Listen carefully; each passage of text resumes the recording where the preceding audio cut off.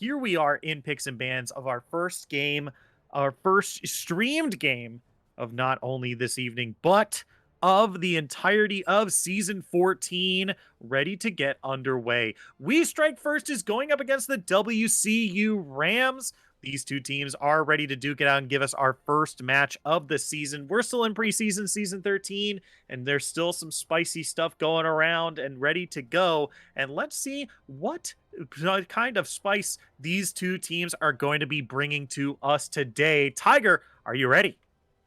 I'm excited about this one, Shinkari. New year, new season of style esports, but same Shinkari and Tiger58 still gonna bring the games to you with all the hype that you would expect. And with this being the first match of the season for these two teams, I checked back to last season. I didn't see either of them, so maybe some new faces here today, and I can't wait to see what they have to show for us. Yeah, for sure.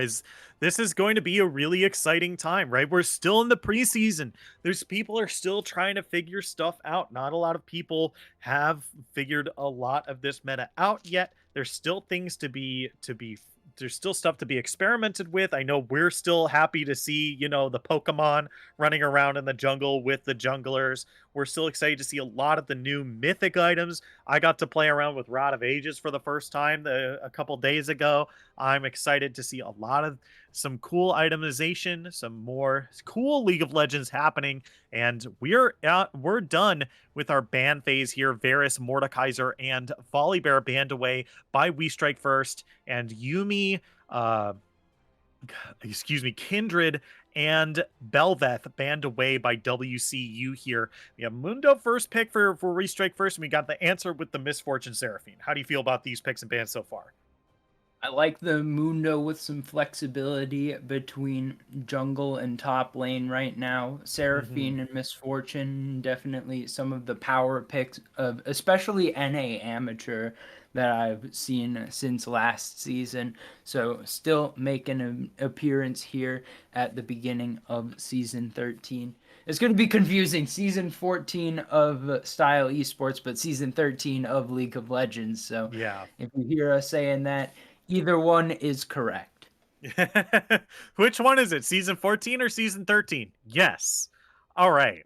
But here we go. We have a very I mean this is a very safe lane, I feel, that was just locked in by We Strike First here. Thresh and Ezreal, two very kind of easy to execute, I would argue. I don't want to say Thresh is easy to execute, but like this is such a classic lane, I feel, that like Ezreal is such a safe laner, and then Thresh can pressure Seraphine a whole lot. Seraphine very squishy, doesn't like being hooked. So once again, Thresh is there. Ezreal does have some decent burst damage even early on, especially after he gets that Sheen item. So these first few levels should be something to keep our eyes on, especially since the other team kind of scales a little bit harder, I'd say.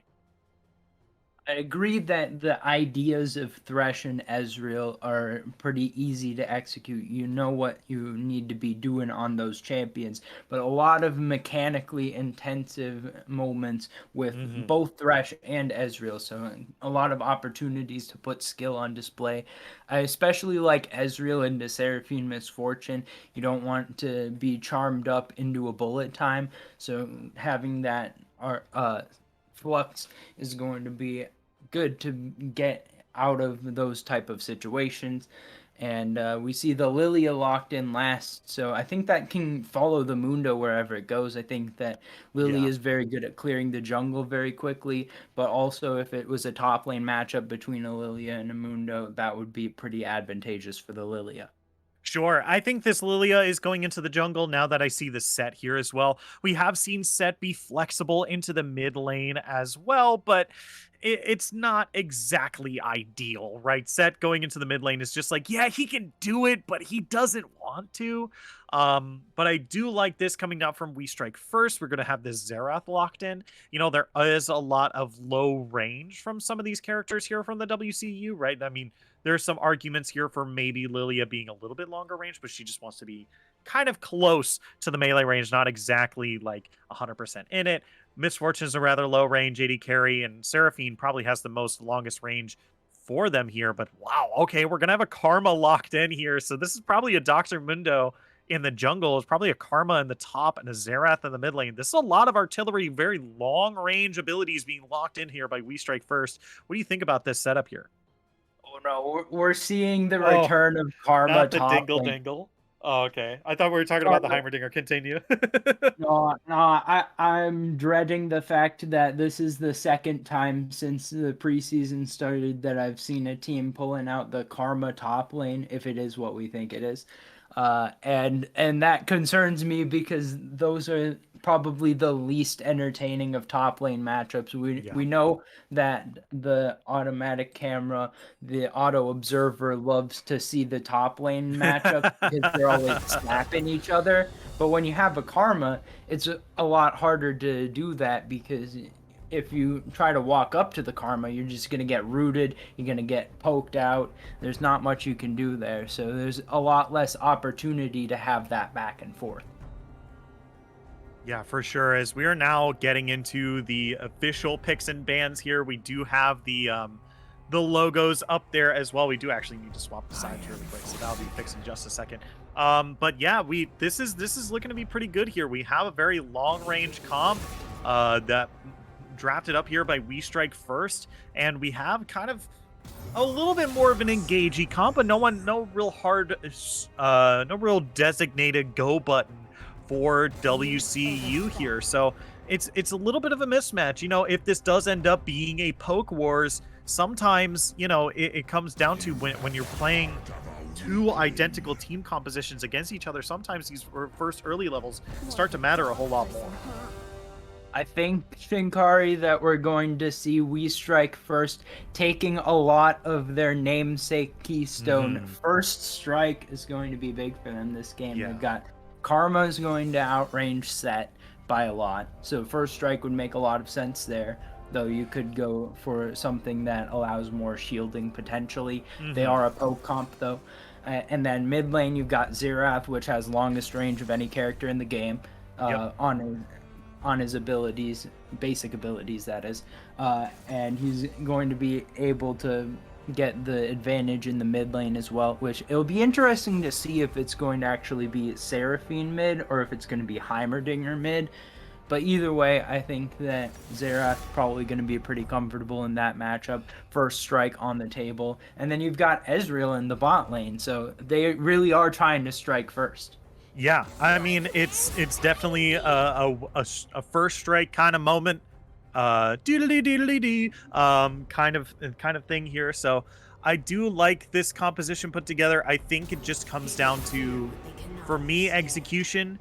Like you said, even with the bot lane here, like Thresh and Ezreal together do have a lot of things that they need to do. But I think it's also true that WCU doesn't really have like a designated go button, and that's kind of the big way that you counter these kinds of long-range pick compositions. If you have something like a Hecarim or even like a Kled, right, that you can just press the button and you're on top of these long-range characters, then it's going to be hard for them to really peel backwards and really deal with the rest of your team, right? But WCU doesn't really have that, right? It seems like they're also trying to contest this kind of long-range kind of style here with the Heimerdinger, with the Misfortune Seraphine, a little bit with the Lilia, and then Set provides just kind of a line of scrimmage for their team as well. But this kind of provides a little bit of an awkwardness just because, once again, if one team gets ahead of you and you're doing the exact same thing, then you're going to fall behind, right? Because if one team is just doing your job but better, you are putting yourself in their ideal scenario and then also having them at an advantage as well. Both of these teams are pretty good at clearing out waves, I think, so that's going to be pretty useful against some range poke. Both of these teams are the type that want to be able to siege up, and I think that particularly for WCU, if they can get some advantages early, get a Baron, then they're going to be able to do a lot with it.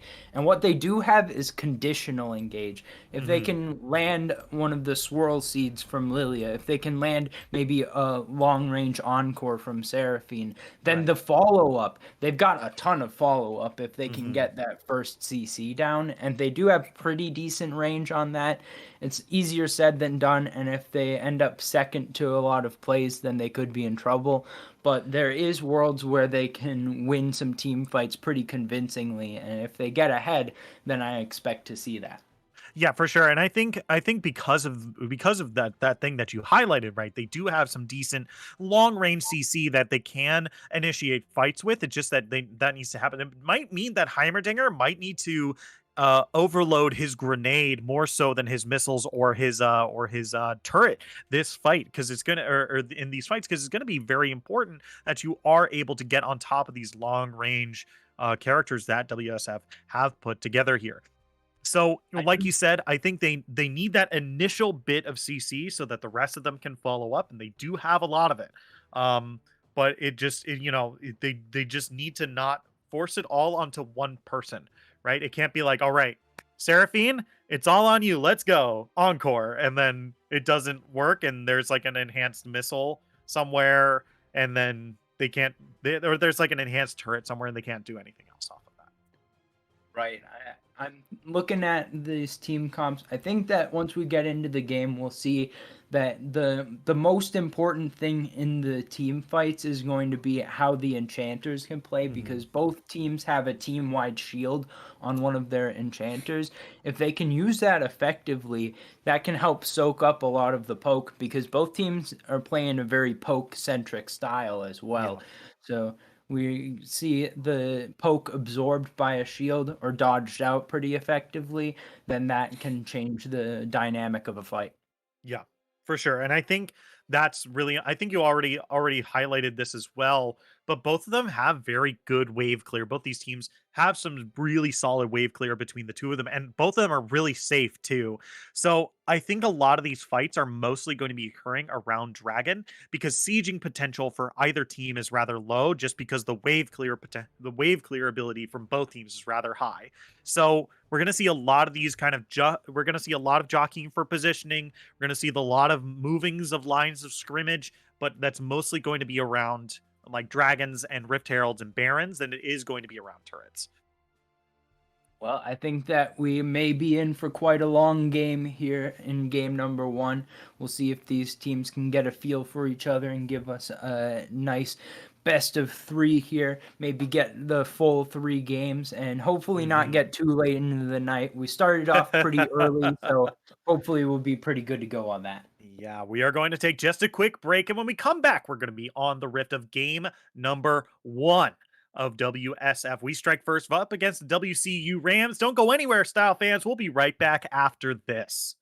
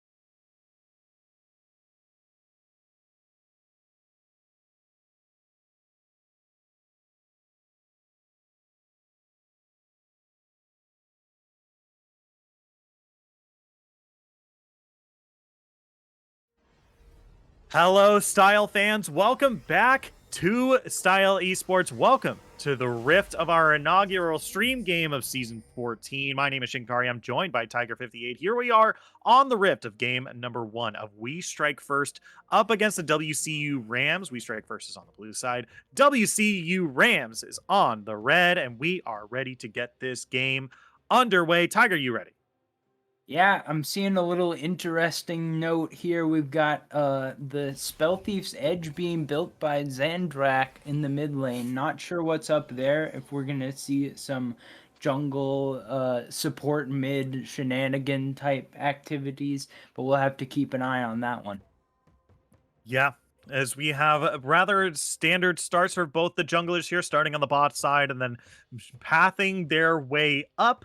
So we're probably going to see some action towards this top half of the map, especially around that scuttle crab as it spawns here. So we'll have to see as this game goes on. We'll keep our eyes on the junglers, and we'll see how this game goes on. But you know, a lot of these lanes that we predicted seem to be coming to fruition here. Serath going to have a little bit of a harder time in this lane because, you know, who actually does like going up against Heimerdinger?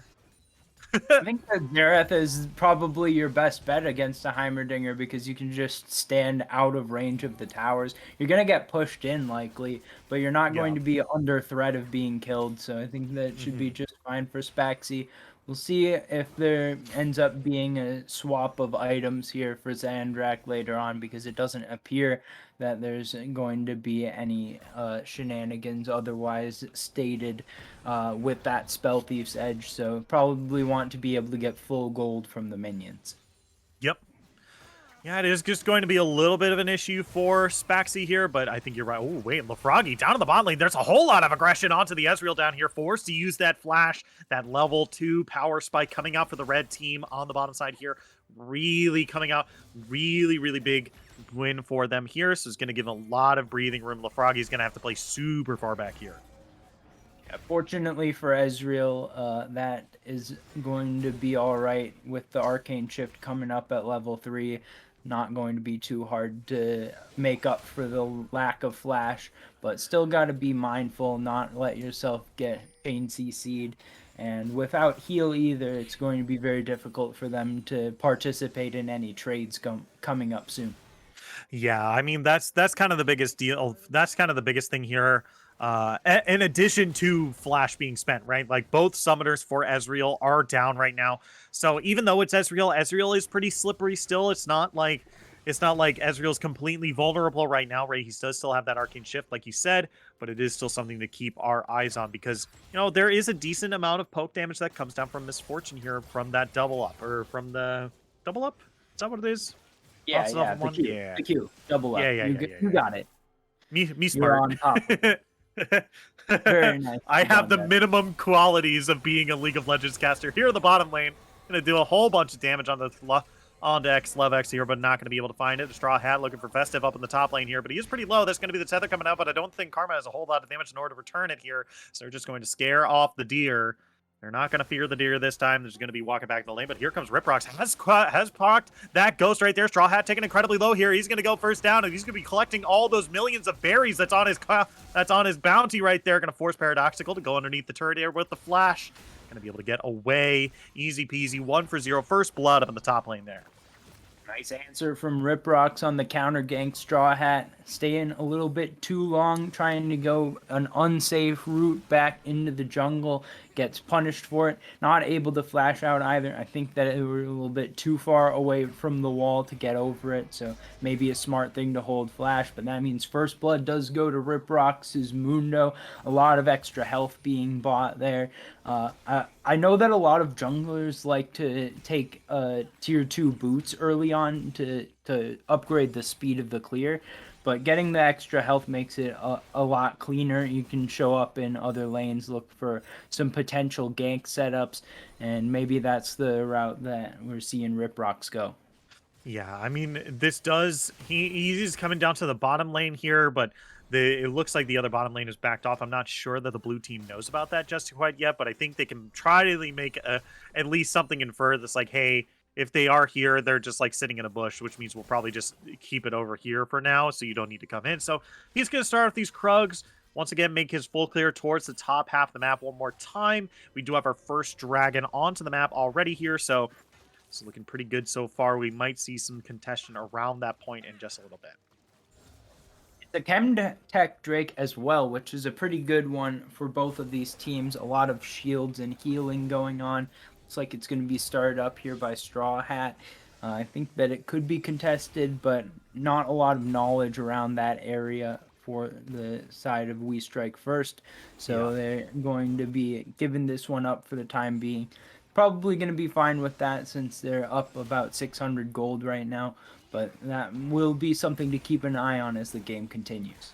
Yeah, this is going to be a free dragon for them. Like you said, not contested, don't have a whole lot of vision there. And I think that's kind of the big notes from this first point of the game here. If we take a look at this kind of middle lane here, if we take a look at the river, it's really lit up red. You know, we see a whole lot of wards in this river brush right here, and not a whole lot of wards for the blue team here, right? Like, that's kind of the biggest thing, that like the most amount of wards being placed currently is that ward in the tri brush by Thresh there. So not a lot of vision control for the blue team here. So yeah, stuff like that sneaked of the dragon can also happen. So with that, with Rift to Herald being up in about a minute here, and definitely an important objective for these first early levels of getting those turret plate gold, going to be something that the blue team is going to want to ward and get some vision on soon.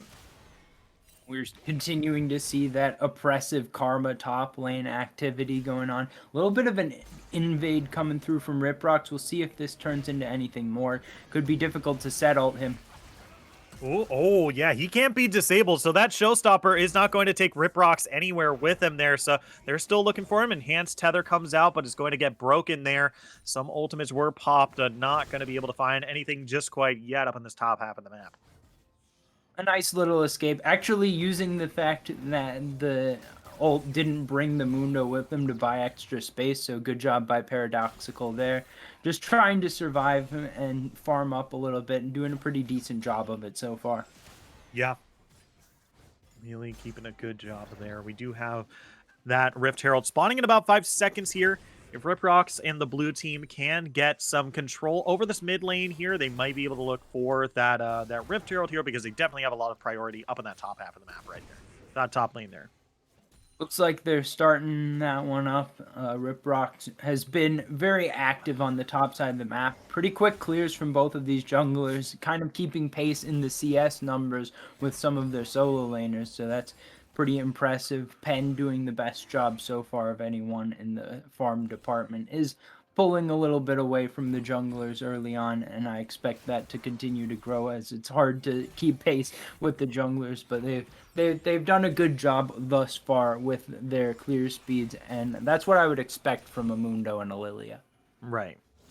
Yeah, it is going to go over to Mundo here, so we'll probably see this Rift Herald popped in the top lane here. We have seen, like you said, a whole lot of attention here, so we might see that continuing on, excuse me, for a little bit here. So we're going to keep our eyes up on that top half of the map. It seems to be where the blue team wants to throw their attention here, so it's probably where we're going to see a little bit more action as this game continues on here. Full clear, looking out for both junglers here. Looks like they're finally got their buffs respawned here, so we're probably gonna, it looks like Mundo once again starting in the bottom half of the map, pathing up towards the top. Gonna get another full clear from him here.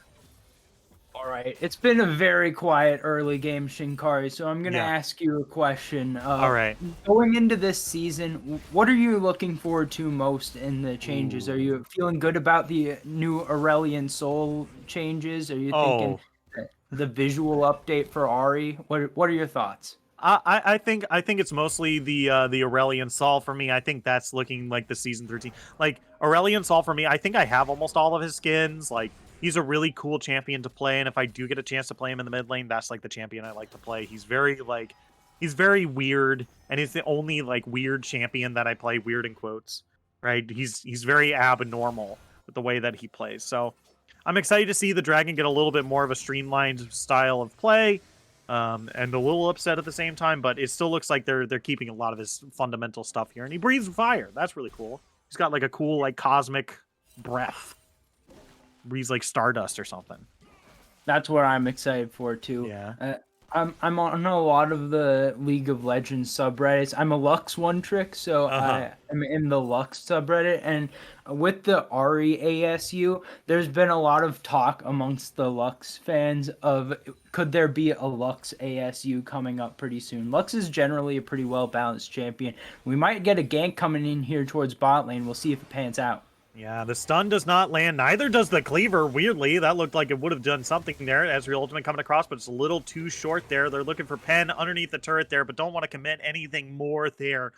Good start, but not really landing the crucial abilities in order to follow through. So they're just going to scare them off of the lane for here. They are going to take away 3 um um excuse me, summoner spells for the exchange of 1, and Ghost is on such a short cooldown that is really just a positive trade every day of the week. I've been pretty impressed with these teams so far. They've been playing pretty respectfully outside of that one moment in the tribe rush. There haven't been a lot of opportunities to capitalize on for either of the sides, and with that, it's been a quiet game. But these Yeah. aren't like super high level teams, so I appreciate that they've been able to execute properly to make sure that it stays pretty close into the mid game. I'd like to see some more high powered action coming in, but you got to appreciate what's put in front of you.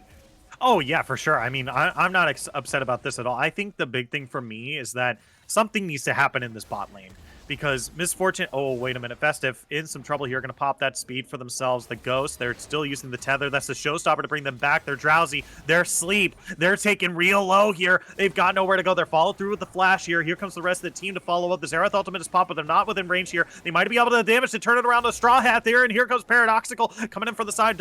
Festive is trying to cut off his escape. There's the tether one more time. Nowhere to go. Rooted up. There's the damage. There's the Haymaker shield. Trying to live for just a little bit longer. Looking for the damage on the Karma, but it's not going to be enough. Rip Rocks on a killing spree 3-0. Such good footwork there at the beginning of that play by Festive. That was at least 7 seconds of just 1v2 walking around, making sure not to get hit by anything that wasn't targeted, and able to dodge out long enough that Rip Rocks can follow up, get the double kill on the backside of the fight, drop the Herald as well. This is a big swing in favor of We Strike First, as they have struck first. They're up 2,000 gold. Yeah, they're in a really good spot right now, especially because the kills are going on to a good person, right? Mundo getting these kills means that he's going to get real tanky real quick.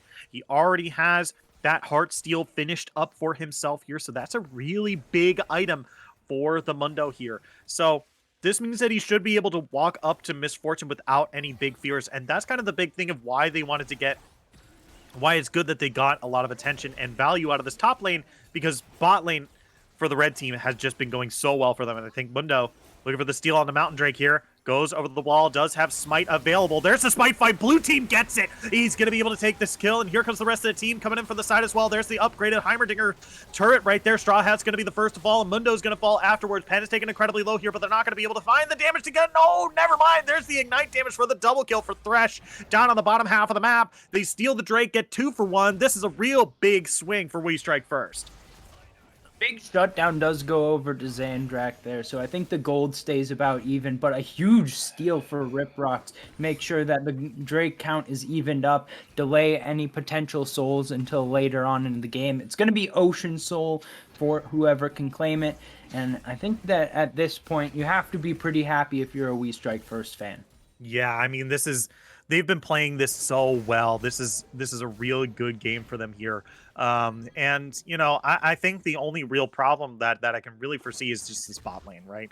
Just because, not because Lafroggy or Noxali are playing particularly poorly, it's just because Pen is just so far ahead right now, 30 CS up over Ezreal. The gold is not really in their favor here, and it's really only matched by Mundo, right? So this Misfortune can scale out of control here, but we're getting a fight up on the top lane. Festive in some trouble, but here comes Riprocks one more time up into this top lane here. They're going to get rooted up. There's the tether. There's going to be the Haymaker shield, allowing them to live for just a little bit longer, but Riprocks has so much HP. He's not going to go underneath the turret this time, though. Just going to force Paradoxical underneath the turret one more time, force him to use that flash. He's going to back away. Doesn't have that ultimate anymore either. To be able to survive, and playing the weak side and surviving has been the name of the game for Paradoxical, because Penn, as you said, is scaling up, doing a lot of work CSing, getting a lead in that bot lane, and it's been working out slowly but steadily. And we just need to see that continue to happen. Paradoxical able to dodge the gank once again. Does cost the flash, so has to play a little bit safer from here on out. But actually leading in CS after what was such a long early game. And look at this itemization. We got Radiant Virtue coming in for Festive, which means that on every time that the upgraded abilities come through, that's buffing allies. I love that decision making on going for that item. Yeah, it is a really, really good item for Karma here, so I'm excited to see that brought out for them here, especially because it means that, once again, you're going into this mid game with 2 supports, right? This Karma is going to be a second support for your team. It even looks like they're going to be picking up a Seraph's Embrace, which is a much better like cooldown reduction item than it is a damage item. So once again, this Karma is going to be doing a whole lot of work for their team here. And so the onus is really going to have to be on. Oh, wait a minute. Bullet time coming across on the bot lane here. That's going to be the shutdown. Good encore onto the charm to LaFroggy here. Forced to take it incredibly low, but they're not going to be able to finish them off. But here comes Xerath from downtown. Ezreal ultimate's going to be good as well. They're going to be able to find one. But now Spaxy's in some trouble. Forced to stun up Straw Hat. He's going to leave here. But here comes Riprox looking for Seraphine. Forced to flash away. There's the Cleaver. One more time. There's the Smite. Can they get the last bit of damage? Absolutely. Riprox on another kill. 4-1 now on this Mundo. WCU's bot lane has been doing a great job in the 2v2, but the problem is that League of Legends is not a 2v2 game. It's a 5v5 game. And on every play that WCU has gone for, We Strike First has finished the play stronger and harder. Going there, able to find the kill onto Penn, it ends up going over to LaFroggy, and that might help even up this lane a little bit, even though the CS deficit is pretty large and looming. It's not that big of a gold difference in the bot lane at the current moment. It's a little bit under 1,000, but it's been more, and it goes back down because of that kill. Yeah, and I think that's the biggest thing out of that play right there. Getting the kill onto Ezreal, another assist as well. He's been having a hard time farming this whole game. So just giving that a little bit more breathing room to that Ezreal there, right? That's going to be very, very important, right? Riprox can now focus a whole lot more down to this bottom lane because Karma's set on the top lane. You don't need anything else here. So this is really good for them. Going to give a little bit more breathing room. Going to get some more gold into Ezreal's pockets. Going to get some help from the jungler as well. But they got another fight onto the bot lane here. But now they're in the mid. Penn has taken the Naxali incredibly low. Forced to flash away after throwing down the box. Doesn't seem like they have a whole lot else here. But Festive up on the top lane here. Going to throw a bunch of damage on a Paradoxical. There's the second half of the queue coming through. Festive still really healthy in this fight. But here comes Straw Hat in from the side. Not going to be able to get a little bit more. Straw Hat, are we looking for a fight? Doesn't look like it. Going to be peeling back into the jungle here. Karma still A-okay. With this more defensive Karma build, it is more difficult to find solo kills in the top lane set. Very difficult to shred through, and Karma doesn't have a ton of damage options. So if you're not bursting them out, then it's going to be difficult to finish off those kills, which is why Riprox has been in the top lane so much. But now we're seeing Paradoxical coming back. Heartsteel complete. Should be feeling a little bit more confident in this lane for the rest of the game. Yeah, still looking to fight Festive though, but this looks like the most deceptive wet noodle fight of the whole game here. So I think Festive is going to be able to get away from this A-okay. They're also picking up the Mountain Drake down on the bottom half. I believe. Oh no, they picked up the Ocean Drake, and this is the first Soul Drake of the game here. So the next Drake, we'll put them on Soul Point. So something to keep in mind once again as we go further and further into this game. We Strike First just continues to accrue advantages across the map. Going to be looking at that Baron coming up. There's not a whole lot of DPS from either side. It's a little bit better from the side of WCU, but there's very healthy takes of the Baron for either side. So if they can get maybe one kill, that might be all they need to start the button towards that Baron. Yeah, Paradoxical now in some trouble up on this top lane here. Misses the face breaker. Good spacing by the blue team here. They're trying to cut him off as much as they can. There's the flash one more time. There's the tether. There's the root. There's the Q. They got the HP real low. There's the Haymaker shield coming across, but I think they're healthy enough to go underneath the turret. Riprocks finds a kill one more time up in the top lane.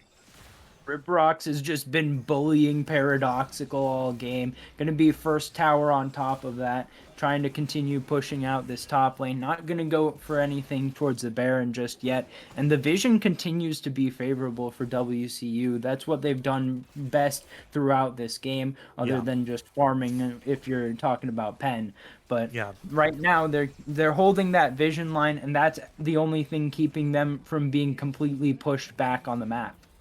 Yeah, and I think that's the biggest thing too. Is we once again you pointed out. I wanna highlight it a little bit more. Take a look at the vision on the map here. A lot of the blue wards around this red buff and down on their own chickens, but the whole river is pretty much lit up red here. So he's going to really, as this game progresses, like this warding by the red team is going to help them as this game goes on, because even defensive warning is going to be very, very important as they continue to fall behind here, right? But the difference is only about 3,000 gold at this stage, 3,000 some change, but you can still come back from that. It's a hill you have to climb, but it's nothing too bad.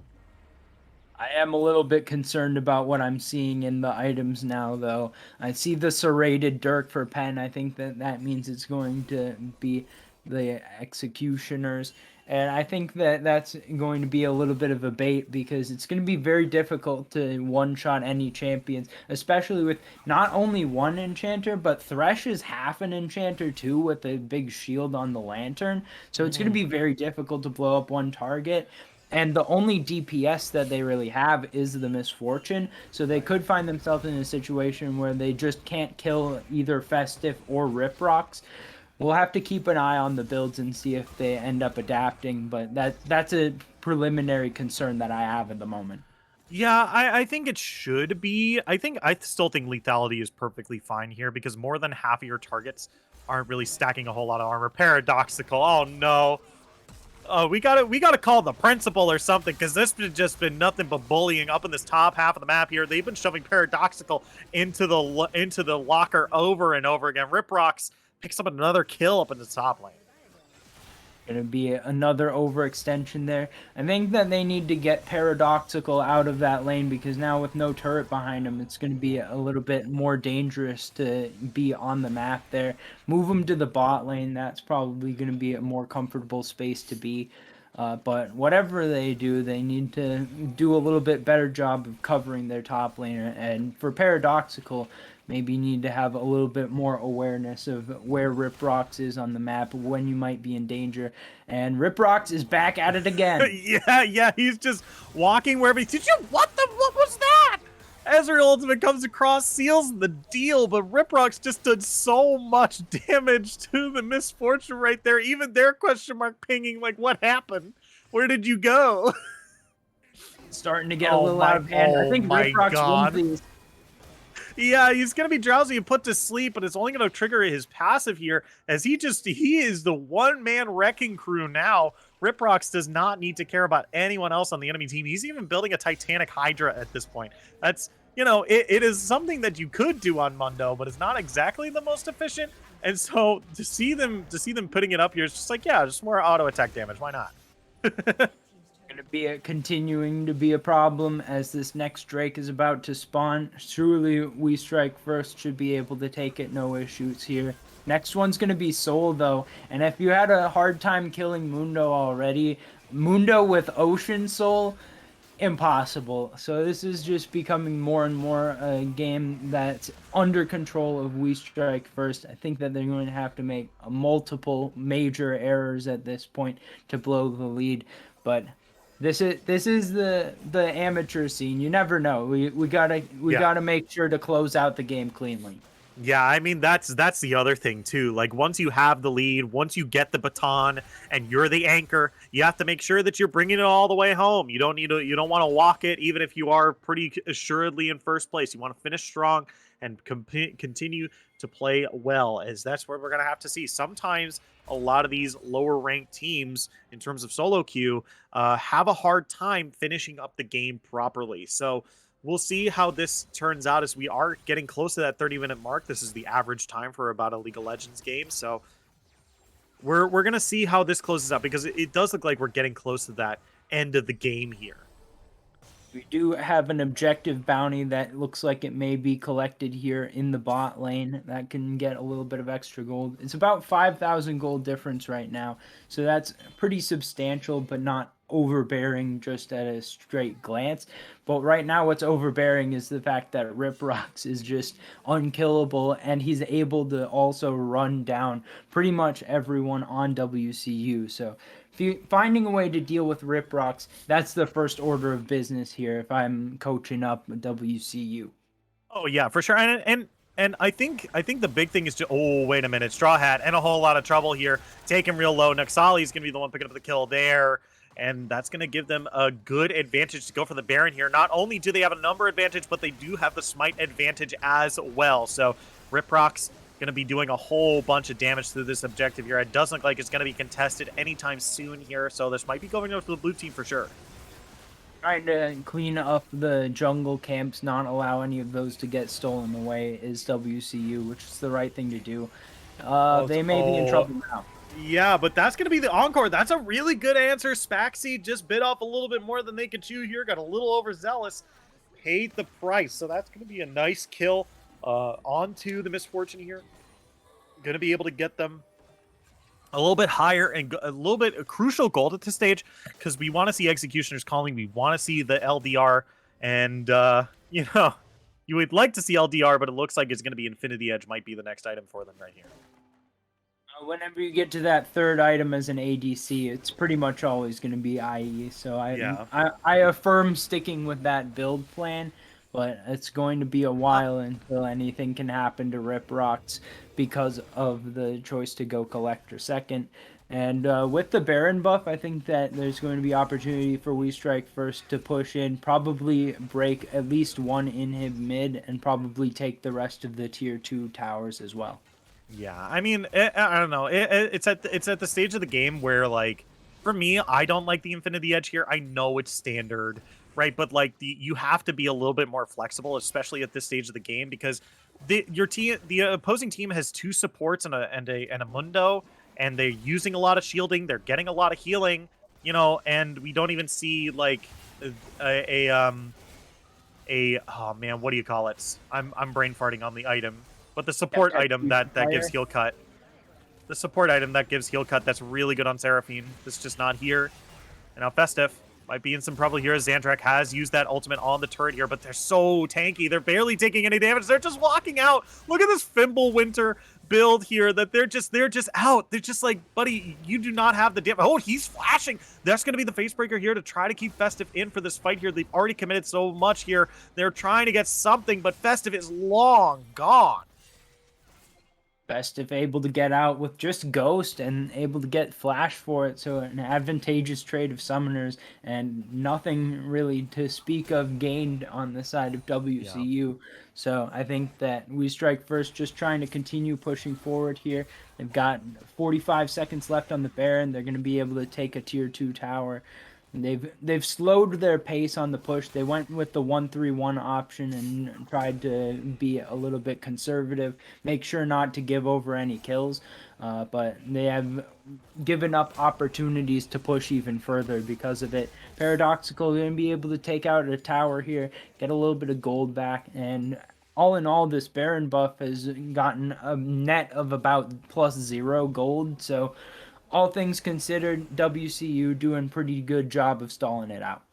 Yeah, I mean, this is looking really good for them here. I actually do like the 1-3-1 split because the enemy team has such good wave clear, and if you can separate them up, that means that you have a little bit of safer time pushing up this lane split. The fight has started right now. Riprox is in the middle of the thing right here. They're gonna pop that ultimate here. Gonna be pulled in by the encore. That's gonna be the showstopper as well. Riprox so far away from this team might not be able to heal the way through this. That's gonna be a bullet time coming across, but it is gonna take them down mutually assured destruction. But it is a double kill for Naxali so far here. They're trying to turn this around. There's the thresh. There's the hook on a Straw Hat here, looking for the flay, but not quite have it. The dragon does go down, and the bounty objective was claimed. Ezreal's now in the corner here as well. The soul has been stopped, and they did pick up a couple good shutdowns for their team as well. The red team still showing signs of life in this game. Means that we still have a game on our hands. It's going to be all of that traded for the tier 2 top here by We Strike First. Still in a pretty good position right now. should be just fine off the back end of that. But the longer this game goes, the more ways back into it we start to see here for WCU.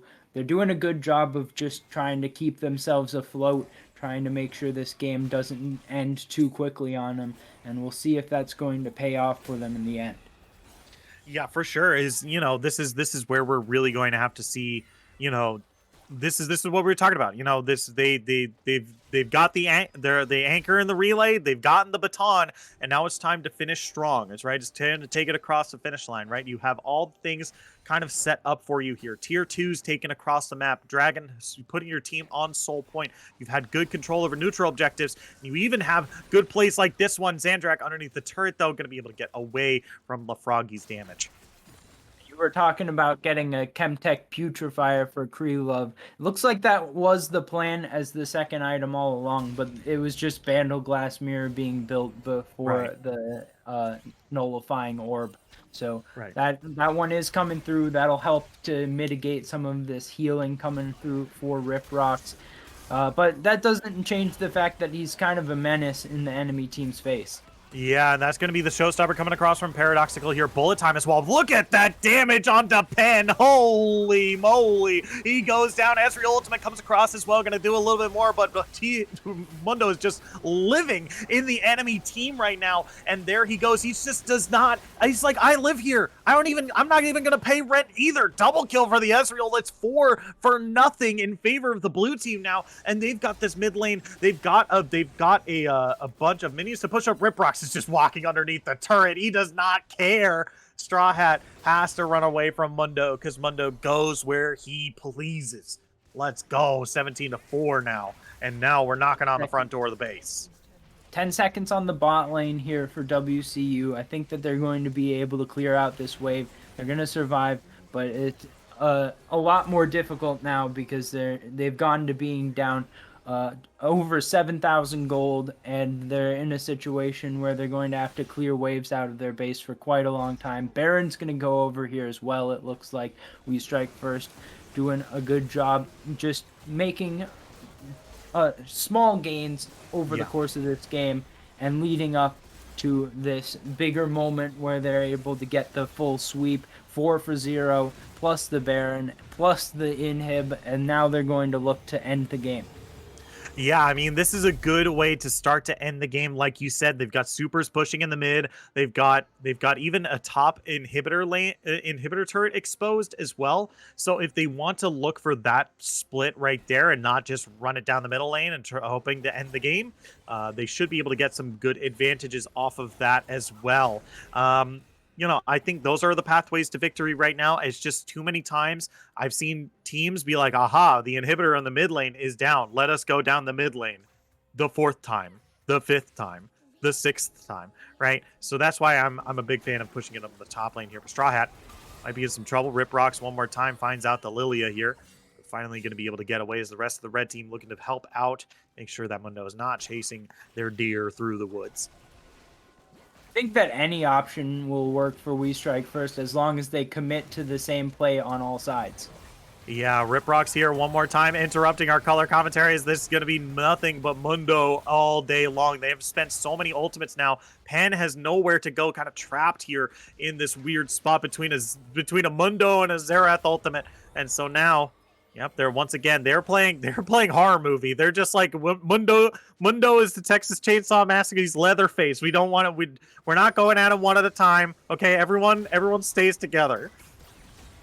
They've done a pretty good job of sustaining back up with the Seraphine empowered W. Going to be able to push back Spaxy in the top lane. Getting poked back down, though. And we've got the Soul coming up here in 15 seconds. Looks like a lot better position this time around for We Strike First in taking that last Drake that they need. Yeah, this is going to be really good. This is really good positioning for them. I really like that Spaxy is splitting up in the top lane here. Pen really can't approach this wave right here just because of how much longer range Xerath is in comparison to Misfortune. Misfortune can definitely rip through a lot of Xerath's HP pool, but it's not going to be enough. And now it's going to be even harder to do so because now that Ocean Soul is active. Even if they deal damage to you, they're going to start healing back up a lot of that right here. And even look at how much Kree is taken here just from a couple spells of Xerath. This is going to be really, really tough right now for WCU to turn this game around. The last task on the horizon here for We Strike First in game number 1 is to go in Scan their 5v5. ID card. Yeah, Fix they the got to vents. scan the ID card, but the base defense is pretty strong. The 5v5 looks pretty reasonable for WCU. They've got a lot of good abilities to use. They're just behind in the damage numbers, so we'll see if they can make something out of all of their strong abilities. Yeah, for sure. Is now.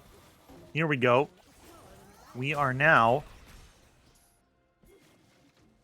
We're now at that moment where, you know, we were talking about this before, where like the siege potential of both teams are kind of nullified by the fact that both teams have good wave clear here.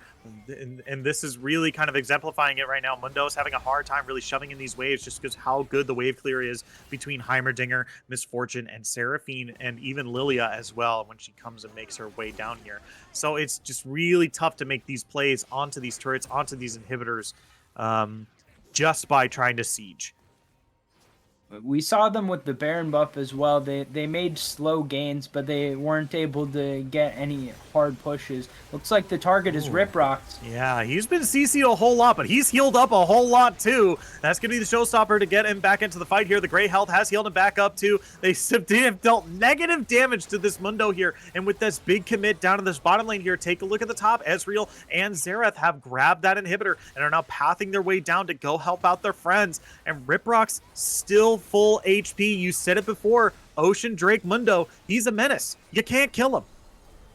They did force the ult out of Riprocks, so that's going to mean if they can find another engage quickly before that comes back up, maybe they have a chance, but it's going to be easier said than done. They're just trying to continue clearing waves. The inhib went down in the top lane, but no more towers, so if they can continue to clear waves out, they can force maybe a fight around an Elder Drake.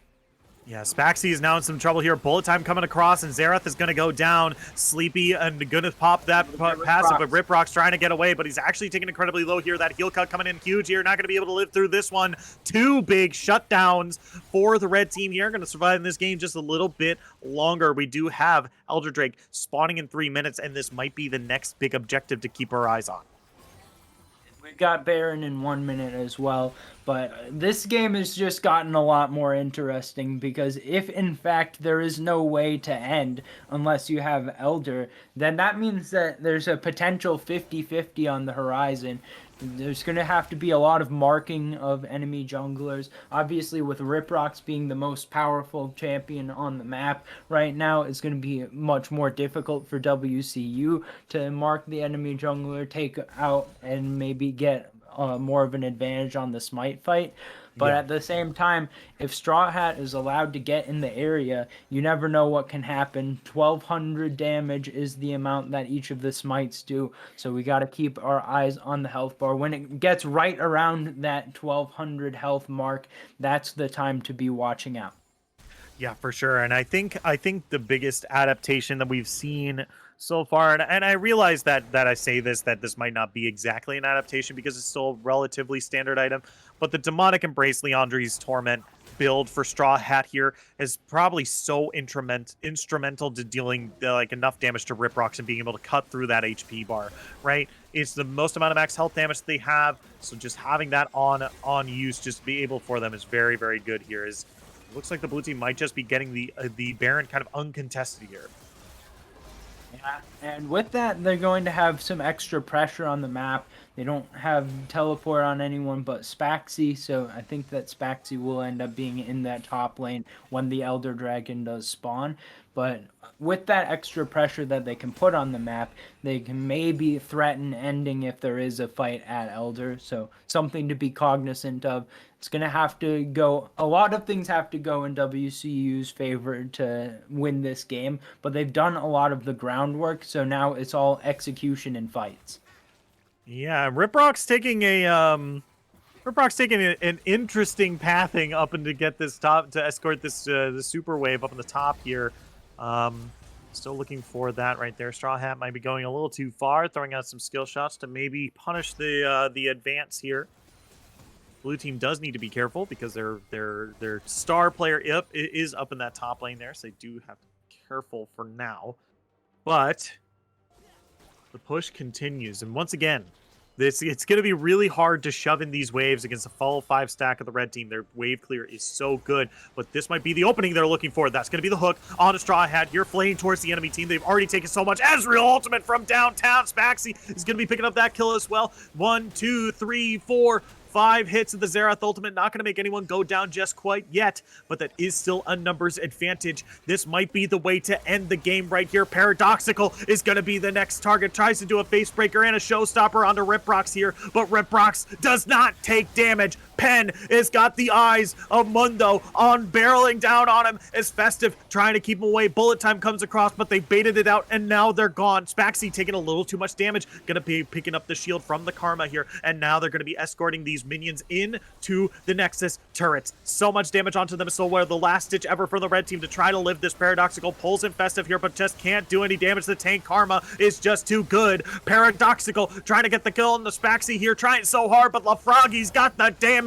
He's unstoppable, and now Pen takes a huge chunk of damage from Xerath here. Kree comes back in, but the minions are swarming the base. Can they live much longer? The Mega Heimerdinger turret is here. Riprox takes a whole lot. That's a huge charm from the enemy team. Can they live through it? Spaxi goes down. There's the hook from Noxali. LaFroggy is trying to hit something, but they're gonna clear it. They're going down. The blue team can't end. The red team holds on. Noxali goes down, but LaFroggy seals the deal. Pen looking for the last kill on the 80 carry. 1v1 80 carry on 80 carry violence, and Misfortune gets the ace, and they live to tell another tale.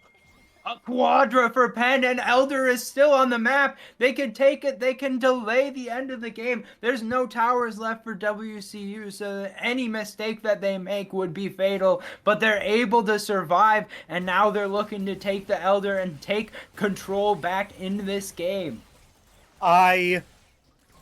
I don't know if I'll be able to handle it if they get this Elder Drake and then win the game. I don't know if my heart can take it, Tiger. I don't know if I'll be able to handle it. But here we are, WCU holding on for dear life. But like you said, they have to be absolutely careful. They can't be too far away from their base for too long until these inhibitors come back up. There is still a teleport available for the blue team here, and there is a ward in their base for just a little bit longer here. So they have to play safe. They have to wait for these inhibitor respawns. They can't get too aggressive just yet.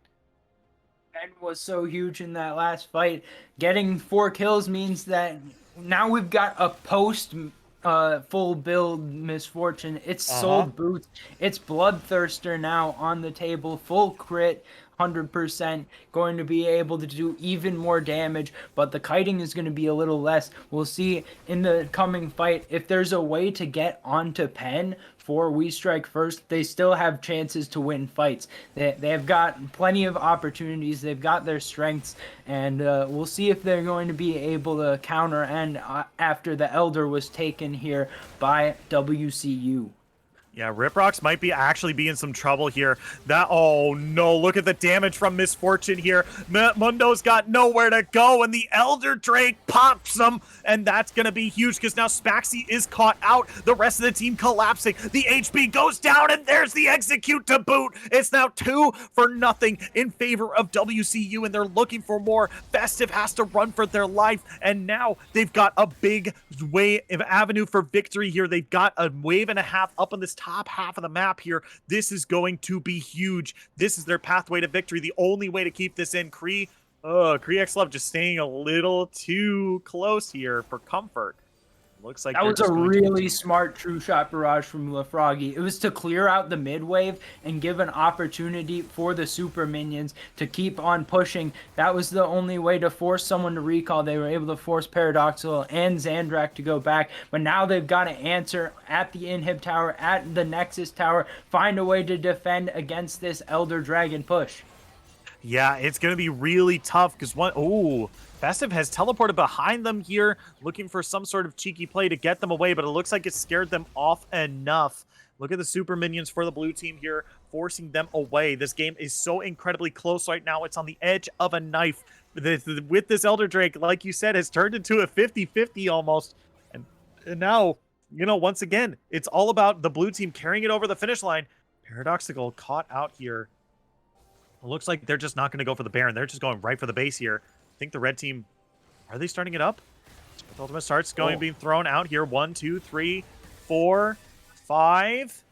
Quite, yep. Straw Hat already has taken a decent chunk of damage here. They can't back. Their team is split. They have a numbers advantage for the blue team here. They might be able to collapse they and get a collapsed huge before win. Here's the Pentaraz. Straw Hat's taken incredibly low here. They're looking for a little bit more. Encore comes No across, more but only Elder. lands onto one. Kriyax Lev is taken incredibly low here. Good hook on a Paradoxical. Bullet time for the backside here, but Spaxy's going to flash out of it. Paradoxical gets a huge shield, trying to live for a little bit longer. Seraphine goes down. Good hook onto the set here, but it's Festive and Oxali, and they've got the max HP damage, so they're not going to be living for much longer. Teleport into Riprox base. running on a Straw Hat, going to be able to find the deer. That's going to be the tether onto Paradoxical on the backside here as we come back to Karma as Misfortune is running Noxali away. But this is exactly what they want. They're just wasting your time. Look at the base. It's falling down. LaFroggy, Spaxy, and Riprox wailing on the Nexus. That's it. GG. We Strike First is going to take game number 1.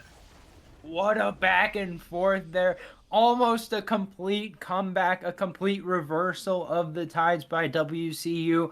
But We Strike First able to finish it out at the last minute.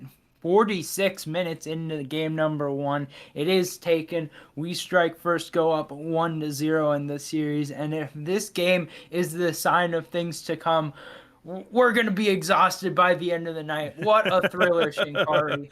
Yeah, what a great way to start off the season for sure. And it was a real nail biter, right? This game was really really close for a decent chunk of time in the beginning. But once again, it comes down to a lot of times that these teams of silver and gold players sometimes have a hard time finishing out the game, and that's kind of what was the big problem here. Is that we saw that we were like, hey, you're at the anchor point now. You've got the baton. You've got to carry it over the finish line strong. And we saw a bunch of slip ups there, a little bit of over zealous actions, like, yeah, I'm real strong. I'm gonna go take them down, and then you die, right? So it was real measured play by WCU here in the end in order to try to give them the best chance of winning as possible. But We Strike First has got to clean up their act towards the end of the game there. Well, We Strike First definitely being the beneficiaries of playing well in the early to mid game there. They got themselves an advantage. They bought themselves the opportunity to make a mistake or two and still come out on top, and that's what they did. So going into game number 2, they've got the advantage, but well played by both sides, and I think that this match still really could go either way. Yeah, for sure. But with that, we are going to take just a quick break. And when we come back, we're going to be in picks and bans of game number 2 of the WCU Rams versus We Strike First. Don't go anywhere. We'll be right back after this short break.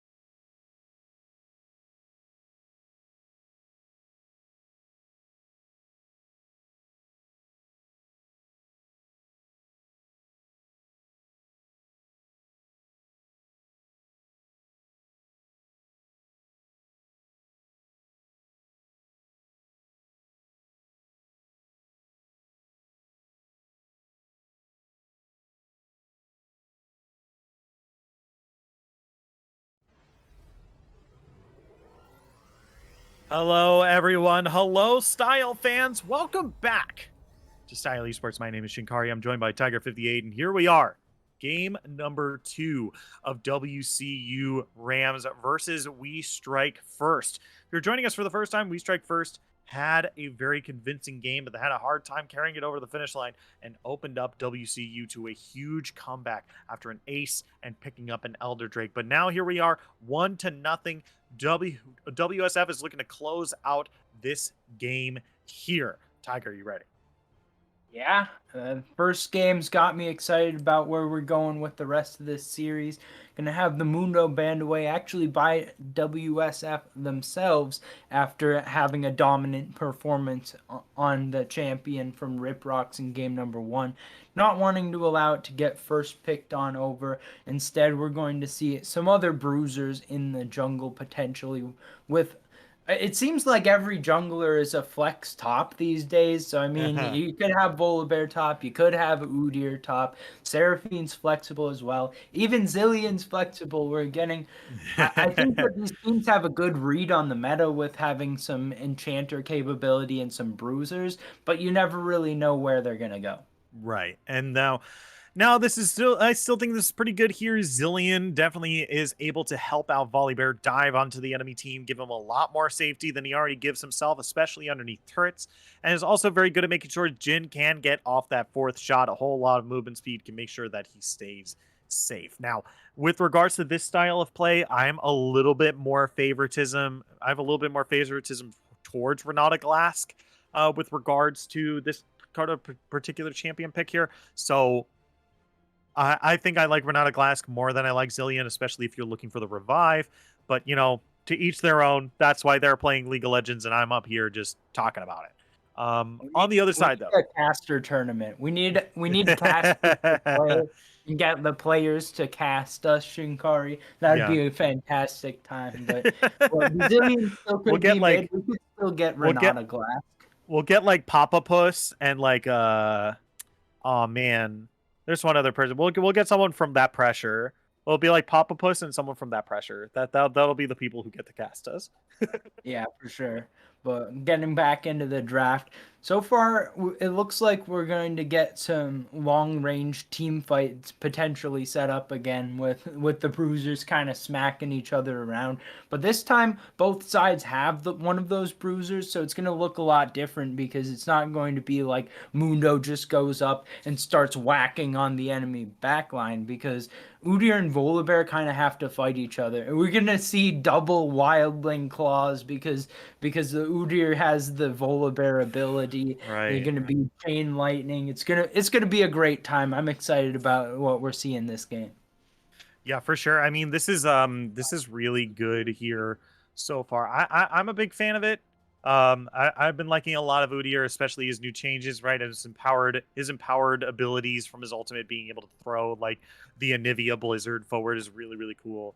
But we're seeing a lot of repeat performances here from WCU here, bringing out the Heimerdinger one more time. I don't know if I was completely convinced by the Heimerdinger. I feel like I mostly forgot that Heimerdinger even existed that entire game.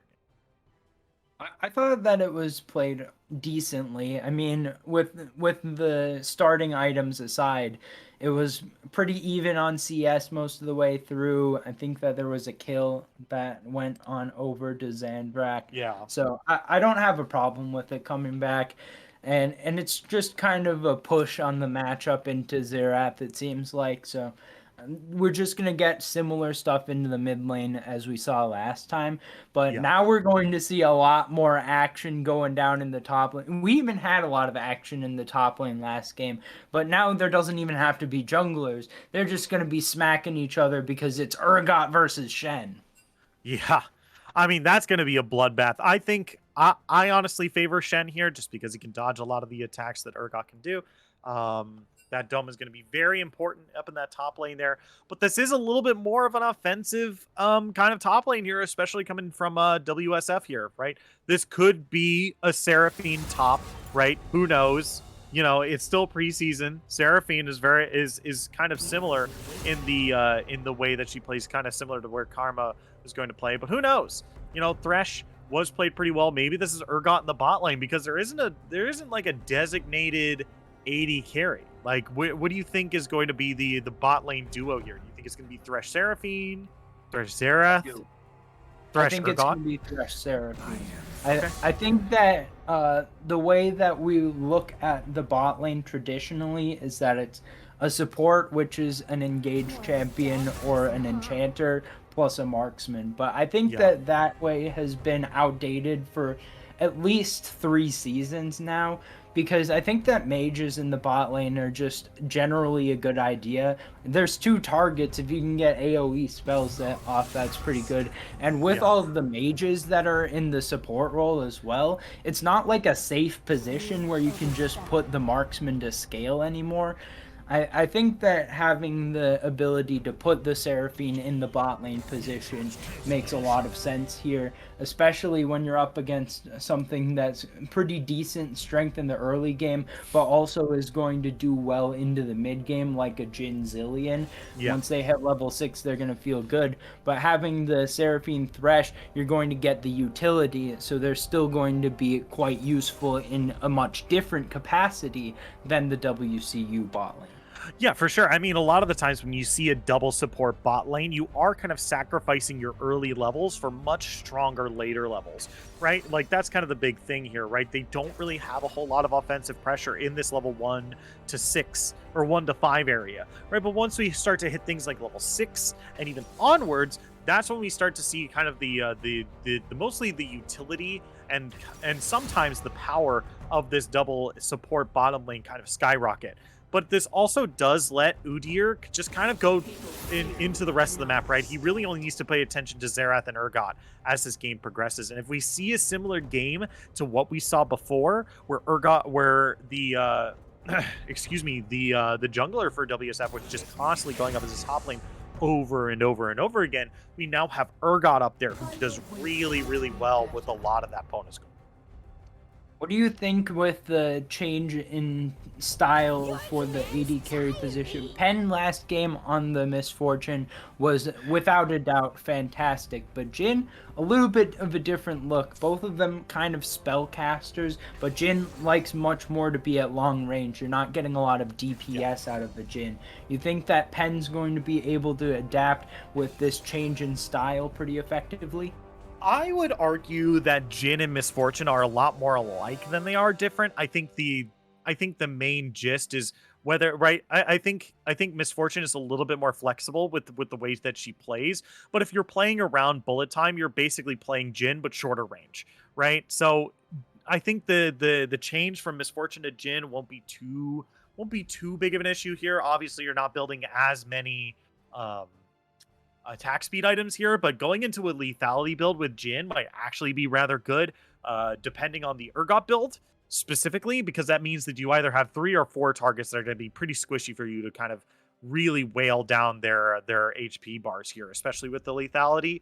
It's just that if Urgot does go tankier, then we are going to have to see anti-tank items from Volibear and Shen, which or even Heimerdinger rather, which are not particularly great for them. The lack of DPS could end up hurting the Right. side of I, WCU. I'm in agreement. I I don't also know if it's think lack of DPS. I just want to be clear to see lack of specific type of DPS. Jin does a lot of damage, but he's not as good as cutting into large HP pools. oh yeah, by Yeah, DPS I'm talking about how much damage you're going to do over 10 seconds if you can right, continue to have a high level of damage, not like the burst type right. damage that Okay, Jin okay. does. Sure, sure, sure. So, anyways, I'm thinking that especially against the Seraphine Thresh, the double supports, they could end up struggling, especially if they get behind. It's going to be difficult for them to find kills against an Udyr and Urgot that are going to be pretty tanky, and a Seraphine and Thresh who are going to be pretty safe. So they need to get ahead early, is what I'm saying. WCU, there's no way to come back like last game they did. They need to make sure that they establish themselves in the earlier stages of the game.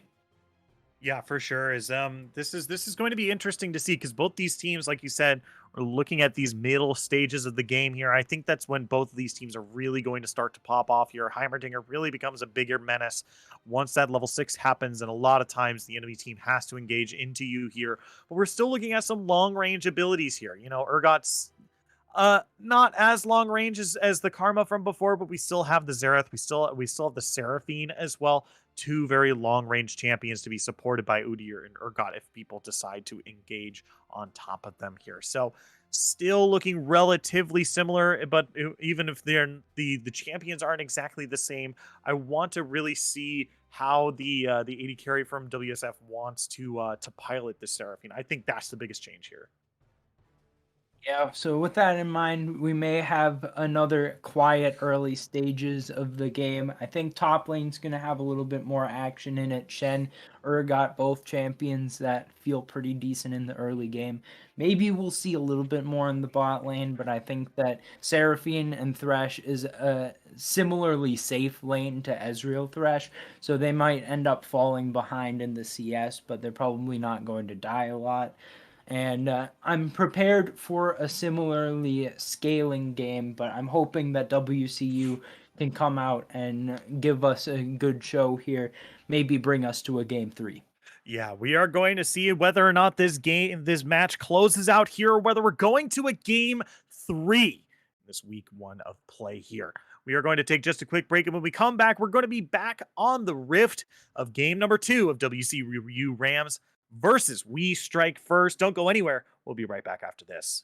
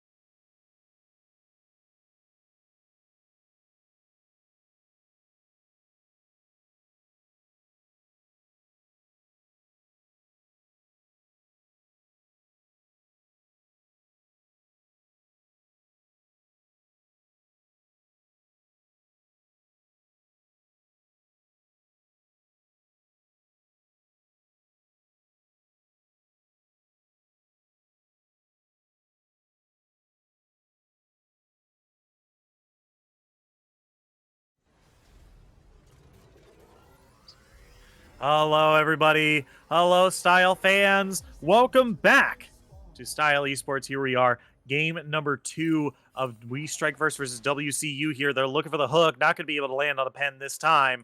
They are going to be able to get some good information out of that invade, though. Here we are in game number 2. If you're joining us for the first time, We Strike First on the red side is up game 1 and poised to win this best of 3 with just this one match left.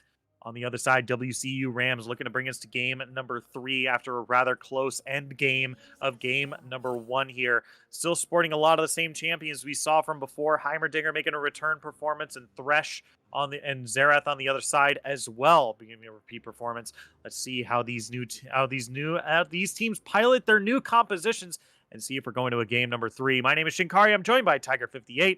We're ready to get this game underway. Tiger, you excited? Yeah, I think that this time around, the main difference in the comps for the early stages of the game here to me is the junglers. Last time we had full clears. We had Mundo, we had Lilia. Neither of those two is very strong in the ganks, especially in the early stages. We saw a little bit of action in the top lane, but this time we have Udyr and Volibear, both of those skirmish heavy and gank heavy champions. So if we can find a little bit of setup, we might have a little bit more activity here in game number 2 than we saw in game number 1.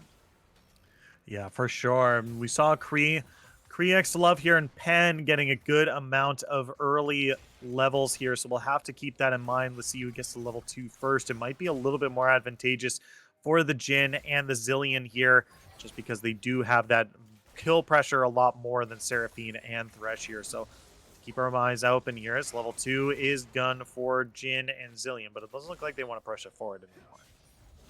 Still pretty difficult to cut through these health bars with all the shields available between Thresh and Seraphine, so I think Froggy's going to be fine there, but we do expect to see the push in from Pen and Krelove. Should be able to hold that advantage. Maybe start stacking up some Drakes. They had some similar advantages last time. They were able to get the first Drake, but once the second Drake went over, the snowball kind of went in the direction of We Strike First. So maybe this time around, if they can hold the line a little bit longer, they can start making Drake stacking their win con. Yeah, Paradoxical taking a whole lot of damage on the return fling there by Urgot. So Festive really showing off that they've got a breadth of champions to play through here. We saw the Tank Karma come out last time, and now we're seeing the Urgot. So let's see how this continues to play out. Urgot can snowball if left to his own devices here, so they'll have to be careful here for sure. I've just noticed that once again we're seeing a little bit of a strange itemization choice on the beginning, but Froggy this time is the one who has gotten the Spell Thieves. We've seen double support items in the past, but I think that in most cases with Seraphine... Froggy might actually be in some trouble here. The Ignite is ticking. They're going down real low here. It looks like they're going to live after popping that heal and maybe getting a Lantern from Thresh. Going to live just on the tail end of that. You were talking about odd... item builds. Yeah, LaFroggy has Spell Thieves. For all of those of you watching at home, the double support items don't work out mathematically on the gold anymore. The idea is that you want to have the support item on the Thresh and have Seraphine play as if it was mid lane Seraphine, generally speaking, as far as itemization goes. For sure. It's Festive here. Looking to fight Paradoxical one more time. Good job with timing with the Shen Dome there, but he's already taking so much damage. Festive taking even more from the minions on the back end there. Going to end up being an even trade of this top half here, but Festive is already so incredibly low. Not going to be able to heal as much as that Doran shield will. They're going to have to keep our eyes up. That looks like the first backup there. Festive very low on mana as well, so I think the recall timing is going to work out pretty well. We'll see what item, if Tiamat is going to be able to be completed just yet. Looks like we're a little bit too early for that, but going to be able to teleport back, pick up the minions, keep it pretty close here. The only leads that we're seeing are in the bot and mid lane, just some CS advantages developing. Only slight leads though, so nothing too much to speak of so far. Continue to try to work towards those gold leads. Yeah, this is definitely looking to be pretty good so far, right? We've seen the blue team be able to take a better lead in the early game, especially when it comes to farming. And that's really on the bottom half of the map here.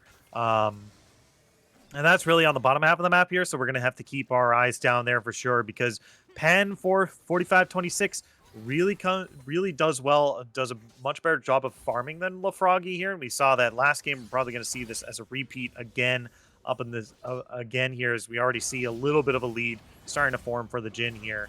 And Volibear already making their way down to this bottom lane.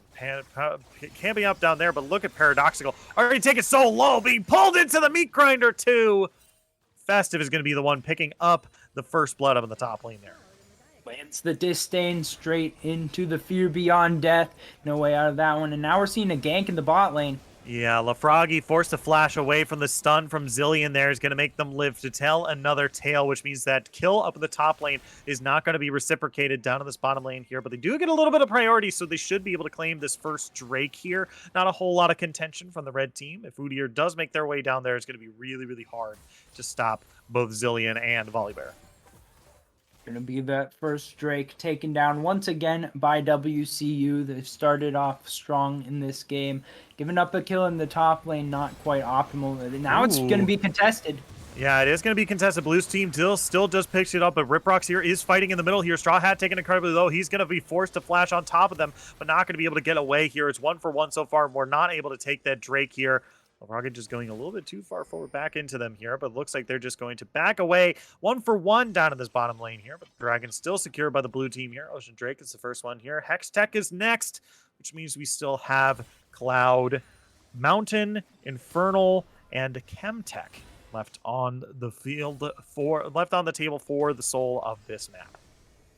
I was a little bit surprised at what I was seeing under the Drake pit there, because it seemed like this is the first time in a long time, I think, that I've seen just a straight up stat check. Like, no one was moving. They were just standing there and firing their damage straight at each other.